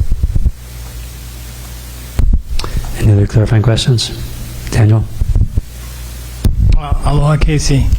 Last name is Lamb, L-A-M-B? Okay. In what capacity do you represent Ledcor? I'm the development manager there. And you said the Parks Department is overwhelmed and they couldn't handle any more new parks? And where did you get that information from? No, I'm just stating it. It seems that the park adjacent already doesn't get the proper care it needs. I played a pickup football game there, and there's kind of these dirt crop circles that are there, so it's kind of a dangerous park to play in currently. So I guess in my personal opinion, it just seems that the resources could be better used to improve the parks as they exist today in that area. Just a couple more questions. So the testifier, you talked about proposing to use Ledcor parcel 23 acres as a park or open space. Why would that be a taking if it went from residential to park? Well, I believe open space and park does not allow for homes to be built there or residential. And currently, our plans are being proposed that we would be building homes there. I know that it was stated at previous meetings that if the land designation from the community plan doesn't necessarily line up with the zoning, it does create a conflict. Overall, the zoning will trump the what the current land is zoned for will trump the designations, but it would be ideal to have those designations line up. Last question. And what, in your opinion, would a scenario be that if it was designated from residential to park or open space, it would not be a taking? I think it could be considered a taking because the implications that it would have on the land. No, the question was, in what scenario could you see it not being a taking if it was moved from residential to park? If you could derive a benefit from that, would that be a taking? If someone would pay would that be a taking in your opinion? I suppose if there was a fair price that was negotiated between two parties to keep it open space and the two parties agreed on a price, I think that would be a fair conclusion. Okay, thank you. Any other clarifying questions? Thank you. Next testifier.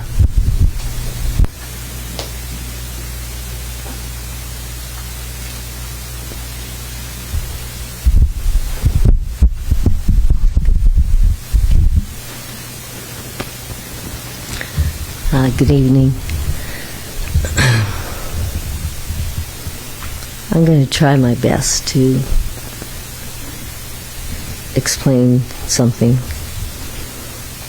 As I listen to all of these testimonies and the content within them, it lends me to remember Discoverers Day or Indigenous Peoples Day, and the many articles that came up about the doctrine of domination and how the papal bull allowed European nations to go out around the world and take people's lands, and most of them by force, terror, and genocide, killing them.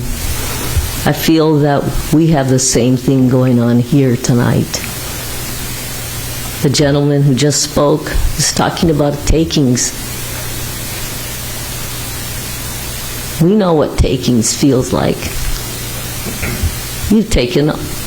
People have taken all of our land and our country. We are forced to live with these laws and rules. It is the last thing in the world that I want to do, to oppose another Kanaka. The last thing I want to do. But yet, the way that you have, excuse me for making this a broad you, the way it has been laid down to us, we fight each other to get a piece of this little pie. We fight each other when what we really want to do is protect our Aina and our island. And this is the time when we have to protect our island. Do you ever, commissioners, ask yourself what is good for the Aina? What is good for the Kai? What is good for the air when I'm making this decision? Not, hey, that guy's going to have takings, even though that's stolen land, even though it goes against the laws of humanity established by the UN Humanitarian Code to take over and completely change lands that belong to another people. These are such serious considerations. And I hear some of the younger people talk about their places, talk about what's happening to our island, and yet it is not considered. It's not important. Even in the wake of the fires, it's not considered. I'm telling you, it's just like when the people went into Mexico and cut off the people's hands so that because they wanted more gold. This is what I feel like. I live in Wailuku. You come and take my water to use here. You don't give me a chance to give it to you, to share it with you, because we follow the laws when there's a brownout. We don't use the water because that's the only water we have. But you can take water from us. You can plan to take from Haiku. You do not cherish this resource, and yet it is not yours to use. When you're planning all this development, where are you getting the water? How are you affecting the resources of the Kanaka Maoli? How are you affecting those resources? I would like to say that I would like to see the list of important places restored and real consideration given before anything is crossed off. As you see, one descendant came here. I know many descendants from this area. You have not given them a chance to say, this is important, this is not important. This is my family's, this is not my family's. Please, keep it in there so it can be preserved. And I'm telling you, the Grand Wailea preserves are a key example of what happens when it is not recorded properly. Yes, there's a group of people that was speaking for that place. They allowed desecration of over 340 burials. They were taking care of that place. And then, now, we want to say, oh no, there's only 200 burials there, so that maybe we can fit in another pool and another wing. And what has happened to the burial preservation? That is recorded in the Bureau of Conveyances. When they needed to go and do their remodeling, they killed all the tea leaf plants around the border and made it smaller so they could fit their big trucks, and the trucks could make the corner. They cut off like 8 feet of the burial preserve. So what are they driving on? If we don't record these places that are important to our culture and to the burials, if we don't record them well and make it available, even myself who's watching this place has a really hard time to protect it. I would really wish that it wasn't this way, but the way it is, we can't keep up with all the development that's going on. I can't keep up with trying to protect the few things that I've been asked to do. I can't even protect the place I live in the sand dunes because other Hawaiians may come in and say, hey, it's okay to take 100,000 cubic yards of sand out without any oversight. So could you wrap up? Yes, I will.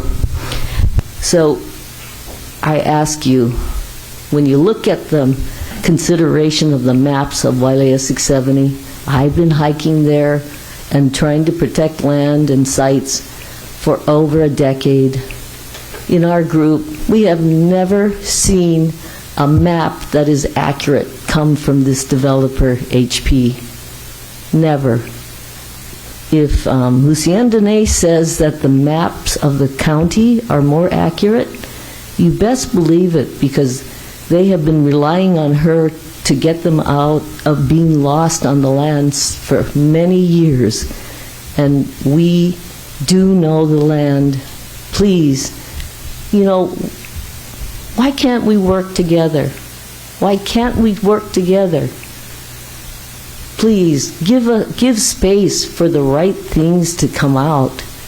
Give space for the descendants to say what is important in this place. Give space for the people who are actually in these legal actions to bring you maps that are accurate.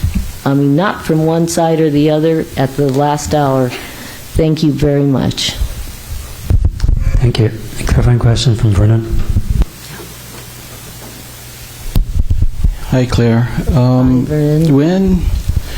Looked like desecration was done. When was, when they did the renovation? For where? For Grand Wailea. When they did the renovation, they cut tea leaves back, and then as the trucks go in and out, they ran over the burial preserve site. Yes. When did that occur? That occurred around April 22nd. I know that because that's when we came to you at the Burial Council, and the cultural advisor to the Grand Wailea at that time said, I take care of this place. It's in beautiful shape. It's really pristine. I went the next day to visit, and all the tea leaves were dead. And the two ahus, or the stone structures, were just exposed. And then when I came back again, I actually measured it to see, are they following the boundaries, the buffer zones? And found that, wow, some of the boundaries are like 8 feet too short. But then I see, oh, now all these big trucks are going down the hill, up the hill, and they couldn't make the corner if they didn't change that burial preserve. So, you know, So I was asking because I had the Honolulu rep, and I made 2 site visits after that burial council presentation. So first time I'm hearing that. Yeah, I actually measured it. You know, I'm sorry. So I go and the kind like that. I personally go look into it. Thank you so much, Vernon. Yep. You know, I gotta admit, I'm tired of having to do these things, of people not following the few junk laws there are to protect our iwi kupuna. I'm just tired of having to watchdog these people. So thank you so much. I really think that if there was a way to keep everything quiet so that we wouldn't have to reveal things, then I would be all for it, but I have not seen that work so far. Thank you so much. Daniel. Aloha, Claire. Aloha, Daniel. Mahalo for all your years. Malama, iwi kupuna. My question is, when you mentioned at the beginning of your testimony the doctrine of domination, were you speaking of the doctrine of discovery? Is that synonymous? It has been known as the doctrine of discovery. Okay, just want to clarify. Which the Pope mentions. Okay, just want to make sure it was the same thing. And then I know you've testified many times about water and water usage, and you know, we're part of this central Maui water system. So, you know, we're projected, based on what we've been discussing, to build possibly thousands of homes in South Maui over the 20 years, next 20 years, a couple thousand. Where do you think all that water is going to come from? I honestly hope it doesn't come from Wailuku, but I think it's going to first come from Wailuku. I think that is what the plan is. It hasn't rained where I live since May. It's been 5 months. That's really a long time, a drought. So if you come to my house, I want you to, if you look at my lawn, you will know that I'm protecting the water. You look at my lawn, Daniel is not conserving water. Just wanted you to know that. Well, you know, Daniel, I've thought for many years about this, and I've given my ideas to the county council on several occasions and not had anyone take up any of the ideas. I've mentioned them to several organizations, and I've not seen any movement from the South Maui people to show that they care to conserve water. And that just, you know, it really hurts to see that this precious water comes from someplace else so far away, and it's not like it's not impacting Wailuku and Kahului, but there's no sense that you've taken something and you care to preserve it. It's like, hey, I took your thing, you know, and so now it's mine. But, you know, it's different, I think, for us in Wailuku. Well, it's different for me. I can't speak for all of Wailuku.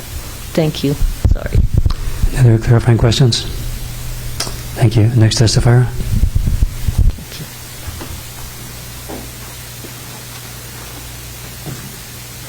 Excuse me. Sorry, guys. Look like you guys not going to work tonight. So I met you guys a couple times. I'm CJ. Just wanted to start off. I really enjoyed hearing those names earlier. I wanted to start off with my line. We've been lucky to not be bashed. So my mother is a Tam, her mother is a Bak. Her mother is a Lono, her mother is a Kaili Palauli, her mother is a Kayali Ili'i, and her mother is a Hale Kunihi. I can go back more if you guys like, but maybe we can have that after. So imagine that line for me. I have lots of arms, I have lots of branches that have protected our family. Those branches, you guys hear me talk about plants a lot.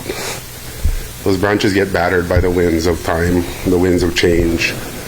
And it's happening. Times have changed. The fighters, I started this week on Koho'olawe. The past 2 days I've been up in Ulupalakua. I will end next week up at Puakupalaha. So I will be in my moku, the moku of those names, the moku of those families that I mentioned, my family. And I know my limits. I like to stay within my moku because I don't want to be tired. I don't want to be stressed. I am stressed, but I know where I can handle for what I can do. I am volunteering for you guys because I'm a fan of the county.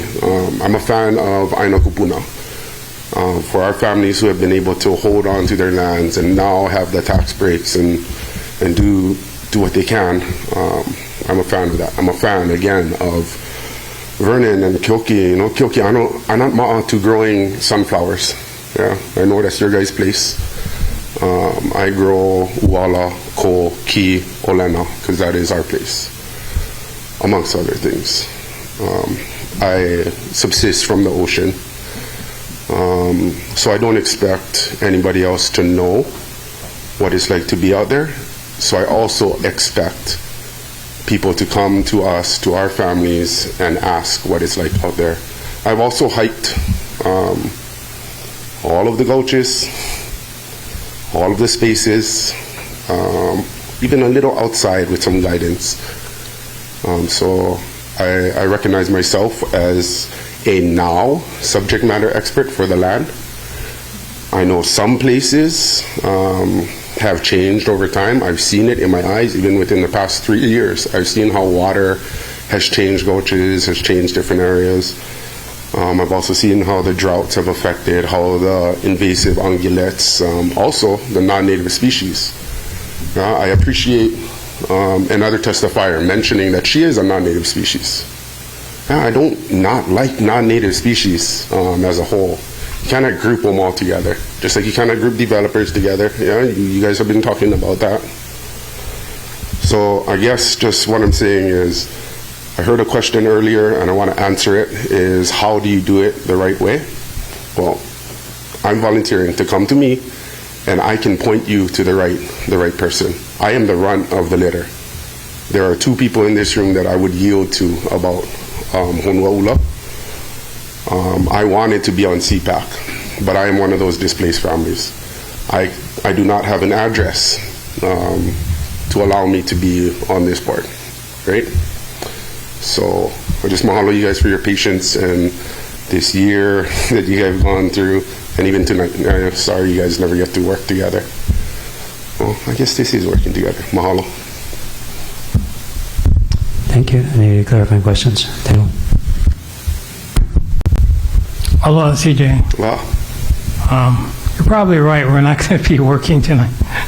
We're all just about out of time. But I just wanted to express my appreciation for you coming out on these past meetings. I think it's important that we have folks like you that are grounded in the Aina. Gulch walkers. I love gulch walkers. And I guess it's not a question. Sorry, Chair, just a comment. All Kanaka are probably related to one another because we come from such a small group, right? Maybe 30,000, after the overthrow, right? The census or before. Small groups, so we're all probably related. Or we all connect. So for me, I think it's really important for us to work really hard to get along. Yep. Yeah. I don't like to see bashing. I want to see get along and find common ground. So that's my hope. aloha aina, malama aina. Let's work together. So thank you. Yeah, I want to point out to that, yes, I think we all can work together, but I think there are experts in place. I am happy to have known and continue to know Honua Ula. Like the back of my hand, the front of my hand, and the bottom of my feet. I know where it hurts, I know where it works, and I'm just happy to be in that space. Any other clarifying questions? Vernon? The sunflower seeds stay in Wailuku. Oh, moku. Oh, that moku. See, I don't know that side. I know that side. They stay in his moku.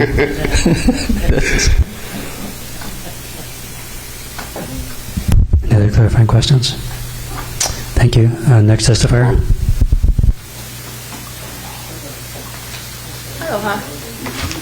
Aloha. My name is Leahi Hall, and I grew up here. So I'm from Hamakualoa, but I care deeply about the ohana from Honua'ula, and everybody who cares about Honua'ula, which is awesome. There's one comment that I wanted to make on the significant sites in South Maui list. It states each community plan shall contain a list of areas, sites, and structures recognized as having historical or archaeological significance. To me, interpreting that language means you're referring to, if it's going to have recognized historical or archaeological significance, you would have gone through the SHPD process, which is required of any development in the area. So if you wanted to discriminate, I guess, what I would like to see is a little bit more clarity with the list that's been provided here, and then the back, there's some text on the back that concerns me a little bit in terms of creating obfuscation about the process that's available to people. So what my recommendation and my hope would be is that you would modify the text that's on the back of what was submitted and recognize that any development, you can just, if you need to have a map there, then the said map should be consulted prior to development proposals affecting the above mentioned areas, and if development is planned for an area within the map, any development within South Maui needs to go through the SHPD process. So what I'm trying to point at here is that the SHPD process is the common ground that protects everyone, and that it does have a consultation process as part of it, where anybody, however you feel about archaeological sites, is consulted, and it also elevates lineal and cultural descendants of the area. And then if you need to have more, I think you also need to have more clarification in terms of, so one, enter into here the SHPD requirement, and I would remove the last sentence, which is prior to any development, because that's a requirement. And then where it says, so a list of areas, sites, and structures recognized as having historical or archaeological significance, right, that's covered by SHPD.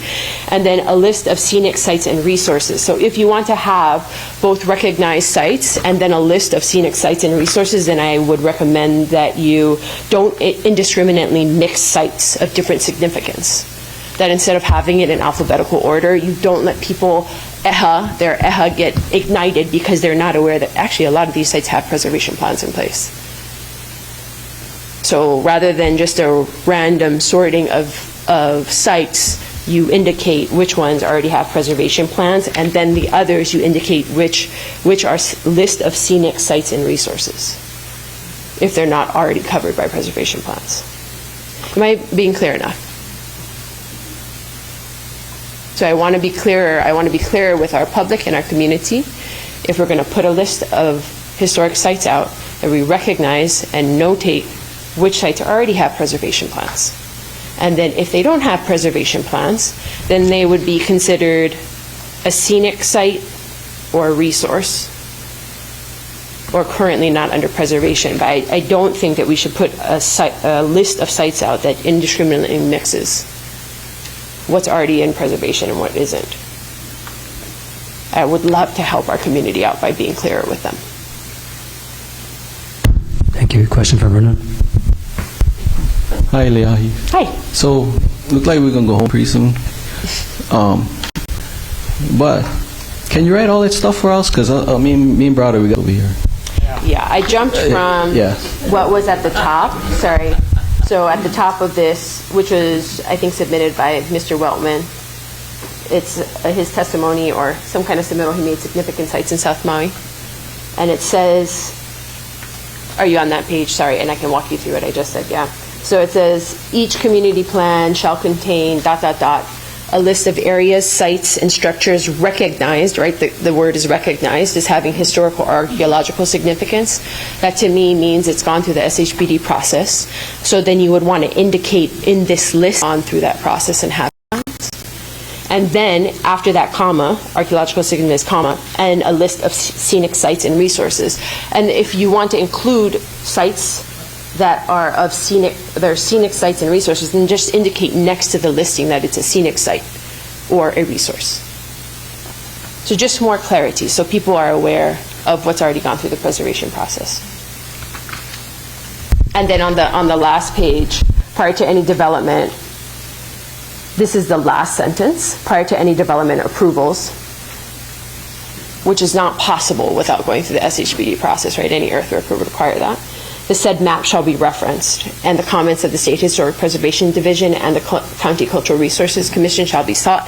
I think that indicates to the public that it wouldn't go through an SHPD process. It leaves it out to the possibility that it went, and that's not the truth. It has to. So we should say in here that it has to go through that process so the public is aware that they can participate in that. And we want them to participate in that. Question from Daniel.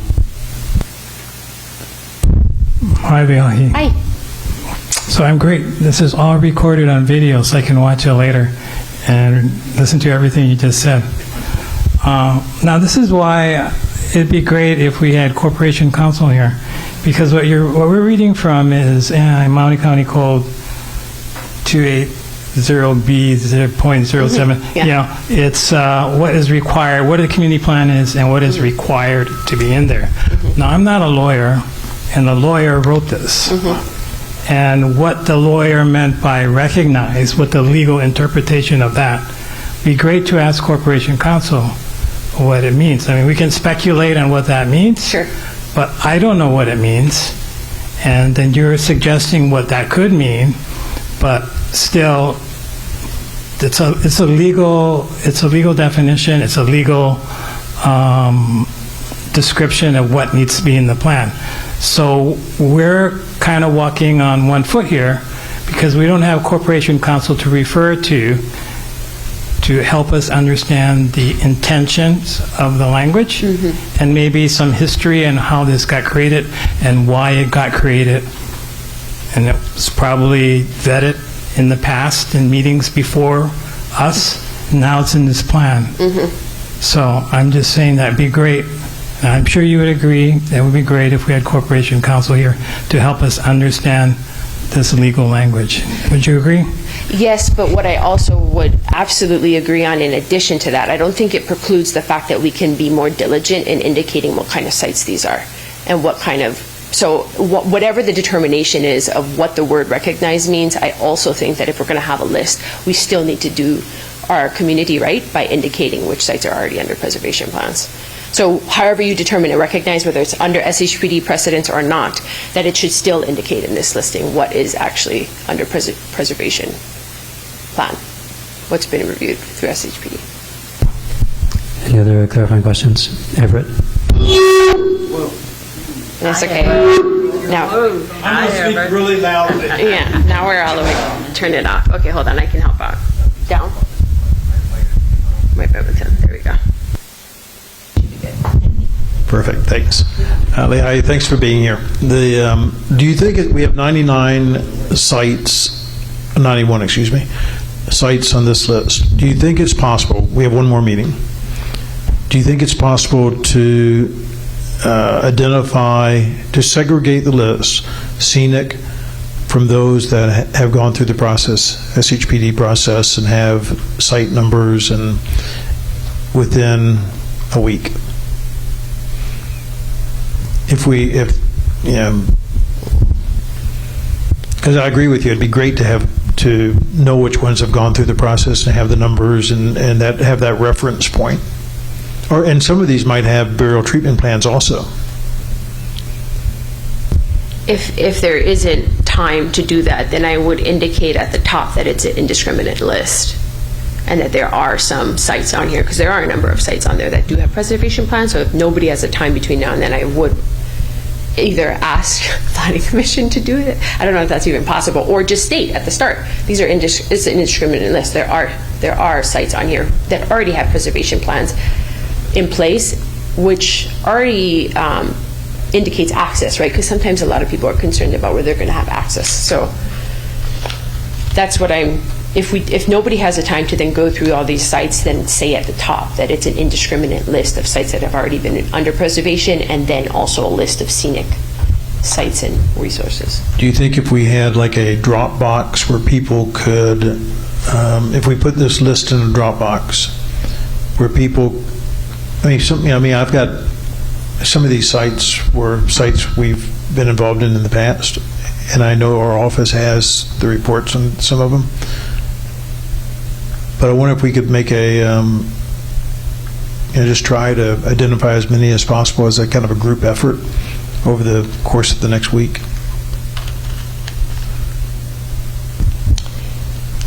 Yes, I think at least the ones that I'm aware of, I'm sure we would want to indicate that there's a preservation plan in place.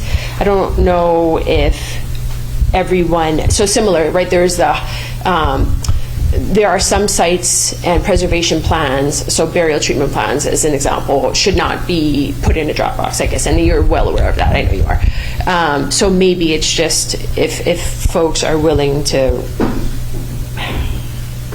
recognize, I guess, these examples of ones where it has a site number, that means it's got some kind of,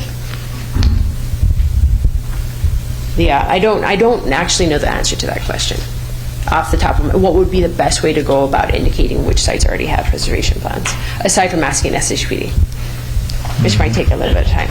I doubt they're going to be able to do that in a week. I agree. I think a group effort, we might have a possibility to knock off maybe quite a few of them. But I thank you for the question, and I do want to reiterate that I also totally defer to whatever, especially families who are connected to sites, that it is up to them to decide whether they want sites indicated on lists like this or not. Thank you. Thank you. Daniel? Leahi, in your opinion, do you think recognition should be limited only to SHPD? Recognition of sites, of archaeological sites? Recognized, the word recognized should only be limited to SHPD. I think that is the process that provides, kapu and kanawai. You have something that's so important, everybody has a chance to participate in that process, right? And then you let the folks who have, or you cleave to the process that allows for people with the right expertise to make those decisions. Whether or not anyone agrees totally with every single choice that SHPD has made, it is the group process for all of us to be able to participate, right? Everybody can have manao, which is so important. Everybody's feelings on manao. I'm not discrediting any of that. What I am trying to highlight are those who are in the expert position. Whether we agree with them or not, they are in those positions, and we do have an opportunity to participate. It's a fair process to participate through consultation. So your answer is yes?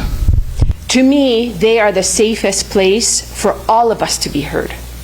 If we're talking about everybody being heard, and if we're talking about supporting cultural and lineal descendants getting their voices heard, that is a process that allows for it. Is it perfect? No. But it's hard to find anything that's perfect. So in addition to that, I always come back to it is a process that allows for cultural and lineal descendants of the area to have their voices heard above everyone's manao, which is important, and it still provides a process for everyone's manao. It's not always, blah. Any other clarifying questions? Thank you. Next testifier. Any further testifiers on item B? Chair, We have Albert Perez who'd like to testify in item B, but only if I think he wanted to testify before discussion on it. And so I'm not sure if you folks are planning on discussing item B tonight. That would be the next item on the agenda.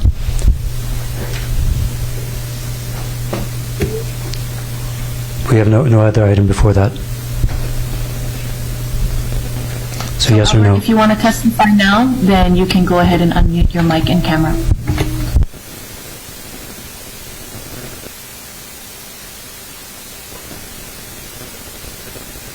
Clarification, Chair, would I be able to testify at the next meeting instead? No. This is the last opportunity to testify for okay. item B. All right. Thank you. I'll go ahead. So I need to provide some clarification about the Pi'ilani Promenade and Mega Mall situation. So Maui Tomorrow was involved at the Land Use Commission.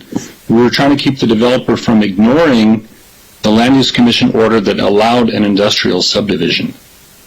The developer wanted to build a mega mall instead, and we stopped them with massive support from the community. By the way, the planning director at the time was Mr. Will Spence, who testified tonight.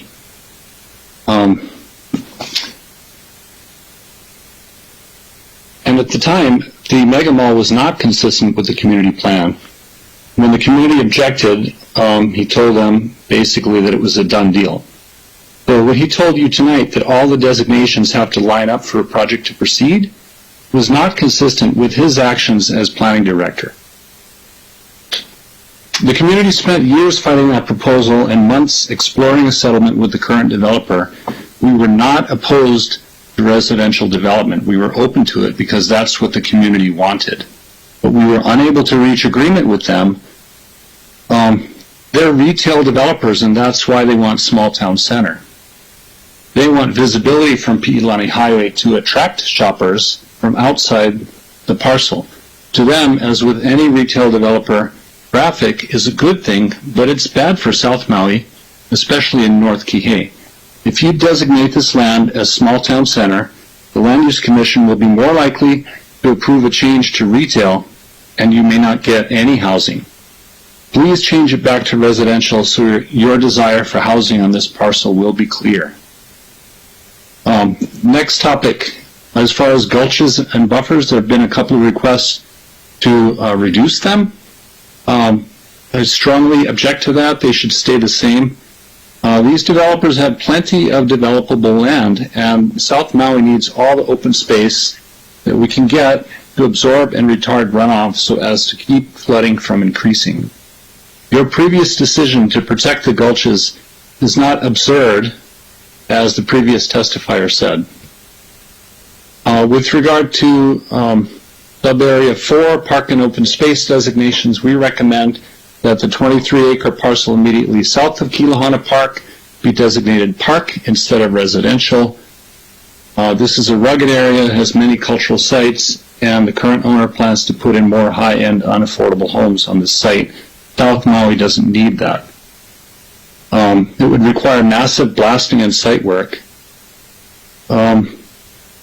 And most of the parks in Wailea consist of golf courses, to which most people don't have access. So just because developers have plans for development, that doesn't mean that if the community has a different idea that that's a taking. As long as they have some reasonable use on the parcel, it's not a taking. Even so, we would support the county paying a fair price for the land so that it would not be a taking, it would be a purchase. For similar reasons, we wanted to recommend archaeological cultural preserve of at least 20 acres on the parcel to the south. That's TMK 21008130. An open space designation would be appropriate for that parcel, and as long as the county paid for it, it would not be a taking.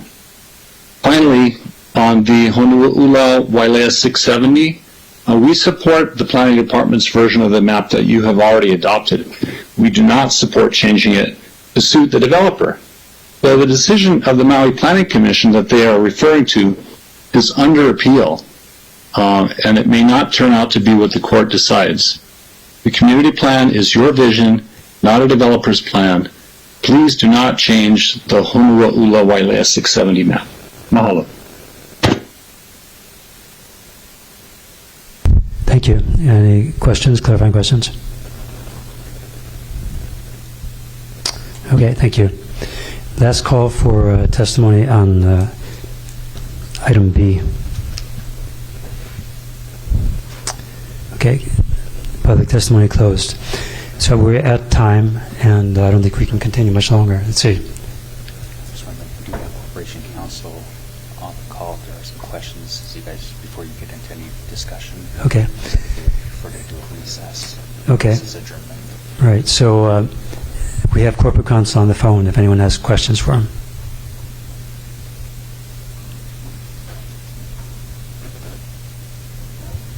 Daniel? Who's on the phone? Yeah, Mimi with Corporation Counsel is on the line. If there are some questions, I believe, before you guys close up the meeting, we just want to clarify, again, if you wanted to recess instead of adjourn, again, so we can pick up with the agenda next meeting. But we just want to make sure you all knew she's here if there were legal questions that you wanted to pose, or for Mike Hopper to prepare for between now and next meeting as well. Was Corporation on the, when did Corporation Counsel get on the call? How long is? I've been here for the whole meeting, Mr. Connolly. I can't hear her.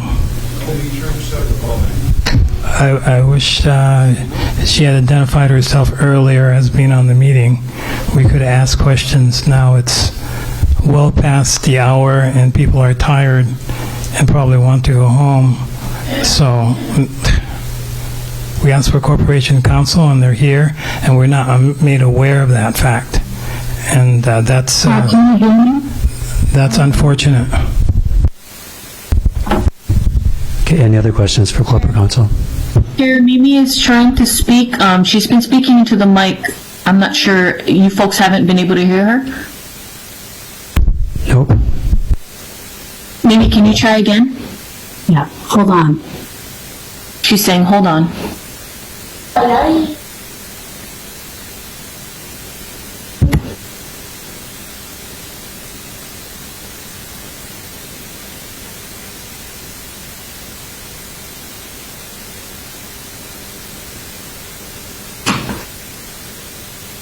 Welcome to Blue Jeans.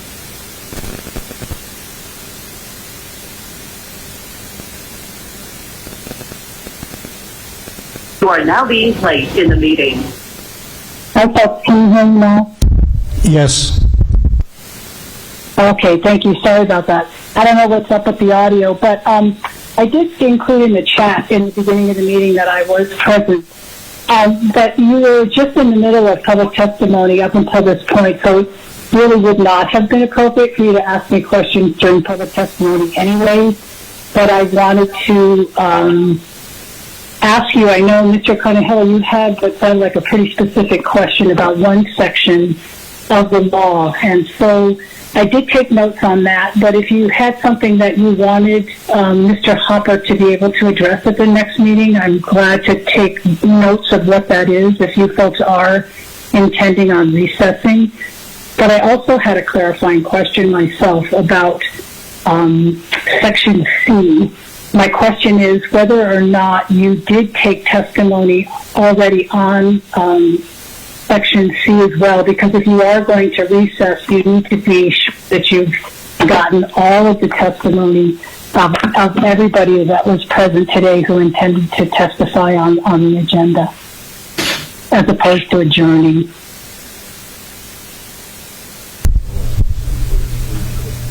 Any questions for the corporate counsel? Okay. So recessing the meeting at 8:46 p.m. Chair, before you adjourn. Hold on. Point of order. I don't have a question, but I have a point of order.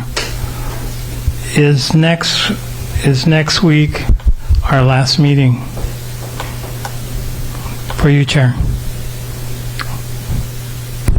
We have not even started on discussions for this meeting. Do Do you think we can cover what we need to cover in one meeting? I think it's unlikely, but except that we won't be restarting on the testimony for Section B anyway. Do you think that we should plan for another meeting in the event we can't finish next week? I think we should. Ideas have been bounced around here about doing things like more than one meeting per week, starting earlier.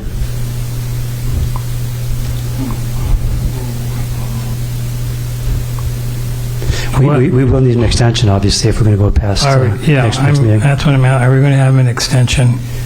We would need to ask for an extension. Will we request an extension? Or do we put it to a vote? How are we going to do that? Who decides if next week is our last meeting? When Can I make a...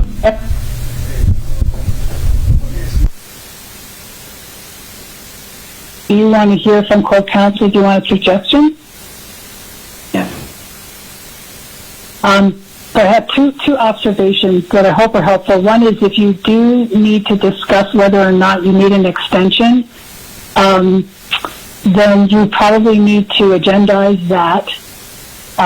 So the clarification that I need is that if you're going to recess this meeting, that means that you're satisfied that public testimony has been closed. And it sounds to me like I don't know, you keep referring to Section B, but there's also a Section C. Are there folks here this evening that would like to testify on Section C as well, or do you think you're satisfied that all testimony has been taken?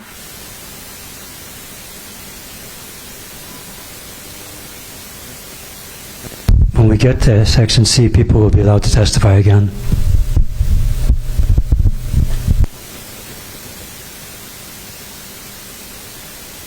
Are you going to adjourn the meeting, or are you attempting to recess the meeting? We're recessing the meeting.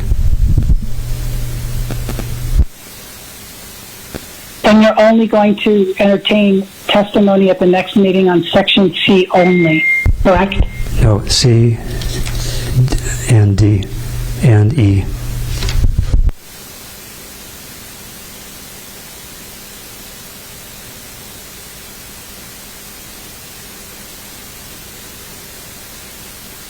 Okay, so normally in these types of meetings, what you do is if you're going to recess, then you are telling the public that if you want to testify on any item on the agenda, once you recess, you're not going to reopen for public testimony at the next meeting.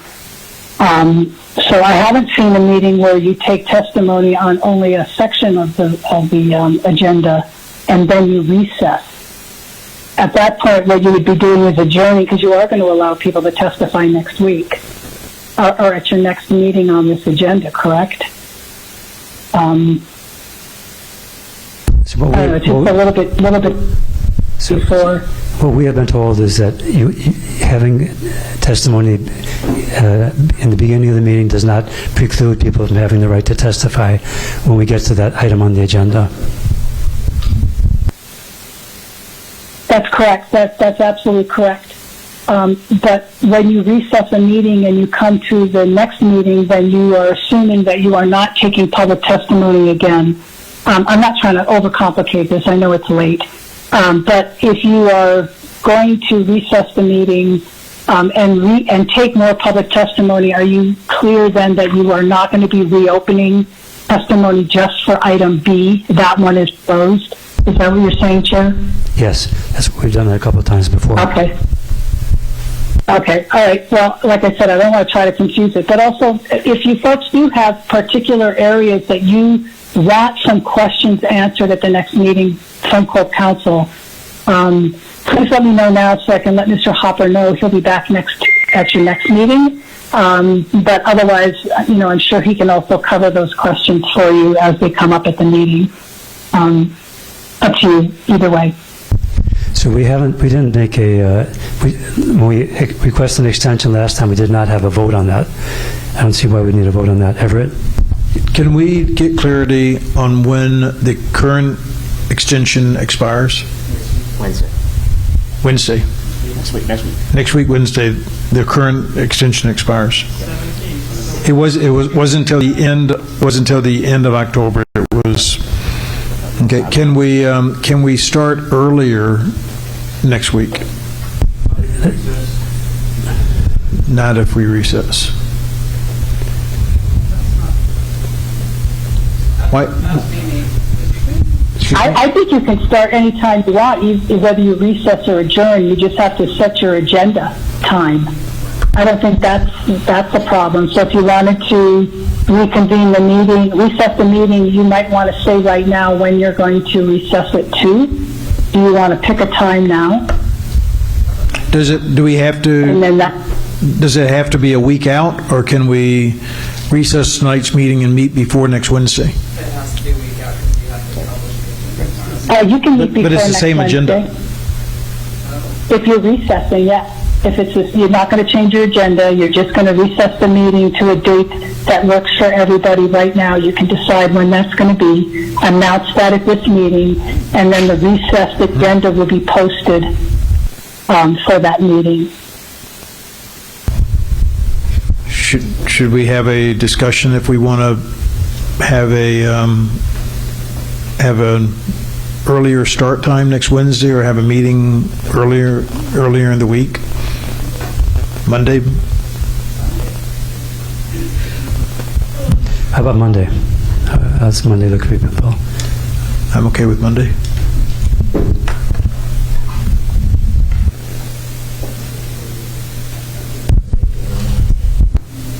Yeah, no matter to me. And start earlier? Okay, are people able to start earlier than 5:30? So we're meeting Monday and Wednesday next week? Yes. And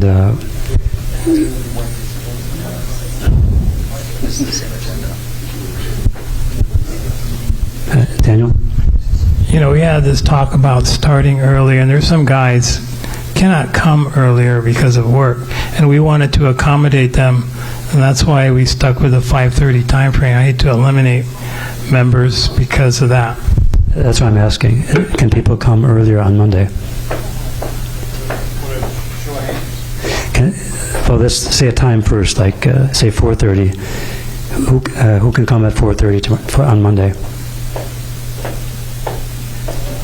Looks like no. Okay.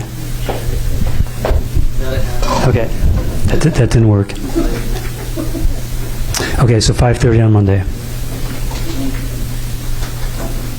Brian? So if we recess on tonight, we do our meeting on Monday, we have to post the agenda for Wednesday tomorrow. Yes. That's right. That's right. Same agenda. Yeah, that's right. But what was next week's agenda going to be? Final adoption. So when do we do that? Next Wednesday. We didn't finish today what we were supposed to do today, so we'll finish it up on Monday, and then Wednesday we'll do what we were supposed to do on Wednesday. Well, that's assuming we finish Monday. Yes. That's a big assumption. I'm not trying to be a smart ass. I think that's a big assumption. If we don't, then it won't be Wednesday. Okay, I'm good for Monday, but I'm just saying I don't see how Wednesday's gonna work. But Daniel. Yeah, I can see 2 meetings, Monday, Wednesday, but the 17th was the extension deadline, not the 18th. So we're already getting an extension, and who's approving that? County Council? So council approved through the 17th, which is Tuesday, and we have inquired with Corporation Council and some other circumstances. It sounds like if there was a slight overlap, it would be us requesting an after-the-fact one-day extension. The department has not budgeted going past that. There's actually been across-the-board budget request reduction due to the wildfires, and that's just not planning us, everybody. So we're just very sensitive to the financial cost moving forward for more and more meetings. So that's where we said, okay, the 18th, Kaku said they were okay for the 18th, but we hadn't considered going past that.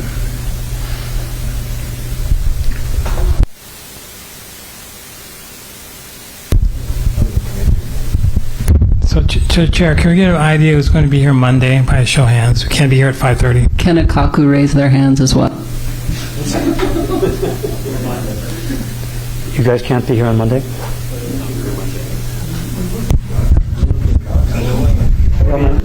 Can you be here? Can you be here? That's the question.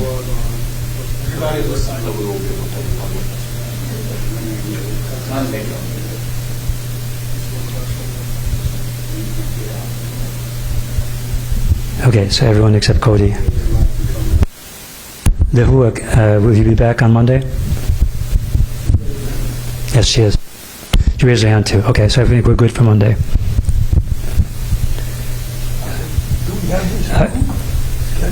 Can we have the room?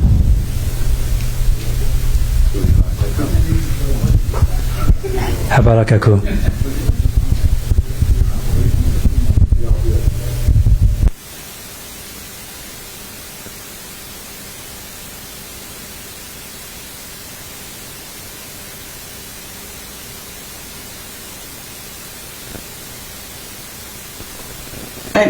I have a comment.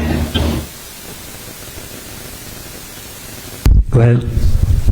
Okay, I'm just reading the chat from Doug Ballard, and maybe this is what Brian was saying, but Doug Ballard had asked, what about meeting notice requirements? So I just wanted to throw that out there. It could have been discussed already, but I'm just reading what yeah, we did discuss that earlier, so this is going to be a recessed meeting. This is going to be a recessed meeting. Okay.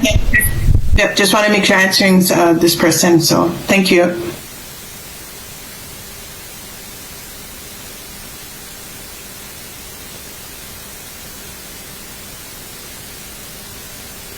It's okay? You guys are good, okay. We have this room? Don't we have that clarification that we have the room? No, we do not. Currently. I can't get that. So we might have to be on Monday. We might have to sign up. We might not have a meeting here. That's possible. Yeah.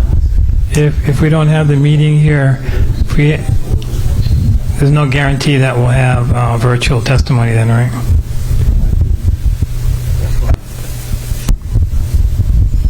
Kavika just said correct. There's no guarantee that we'll have virtual testimony on Monday. This is Corp Counsel. If you're just recessing the meeting and the meeting is agendized to accommodate virtual testimony, then I would suggest that you have to accommodate virtual testimony on a recessed meeting. I don't think you could then not do that. Do we have to have the recess meeting here? Or can we have the preferable that you announce now where that meeting is to take place, and that you're saying, for example, this meeting shall be recessed to October 16th at 5:30 p.m. at such and such place, and I can ask planning, is the Blue Jeans code for the recess meeting going to be the same as this Blue Jeans code, or will it be a different code?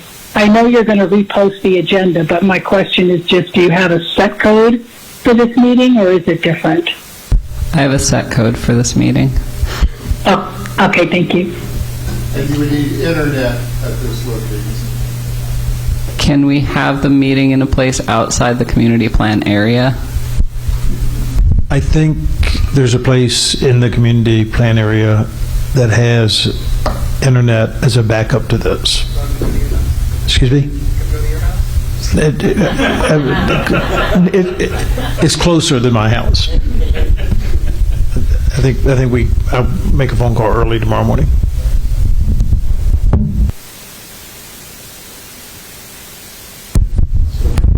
Chair. Clarification from corporate counsel then. Can we not recess this meeting until we have the location decided? I think you could do it, but it's preferable to if you can, say where the meeting is going to be now. I don't think it's a requirement, but I would think it would be preferable but you are going to post it on your recessed meeting agenda, which is that you speaking, Mr. Dowling?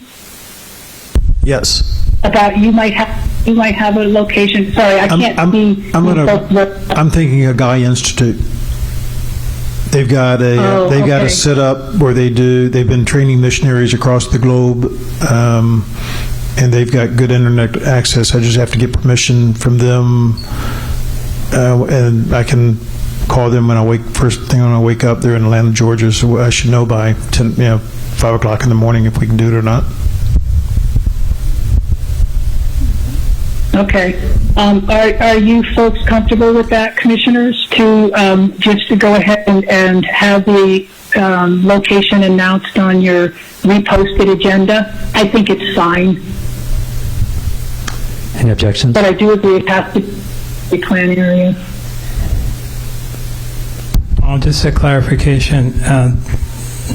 The virtual testimony is a requirement at the recess committee next meeting? Is that correct, Mimi?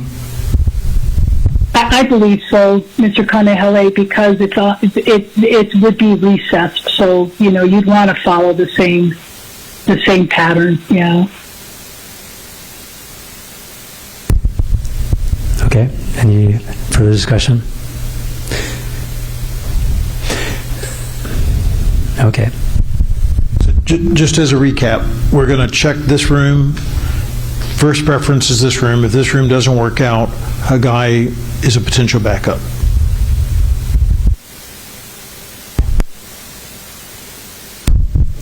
Okay, so recessing this meeting at 9:04 p.m.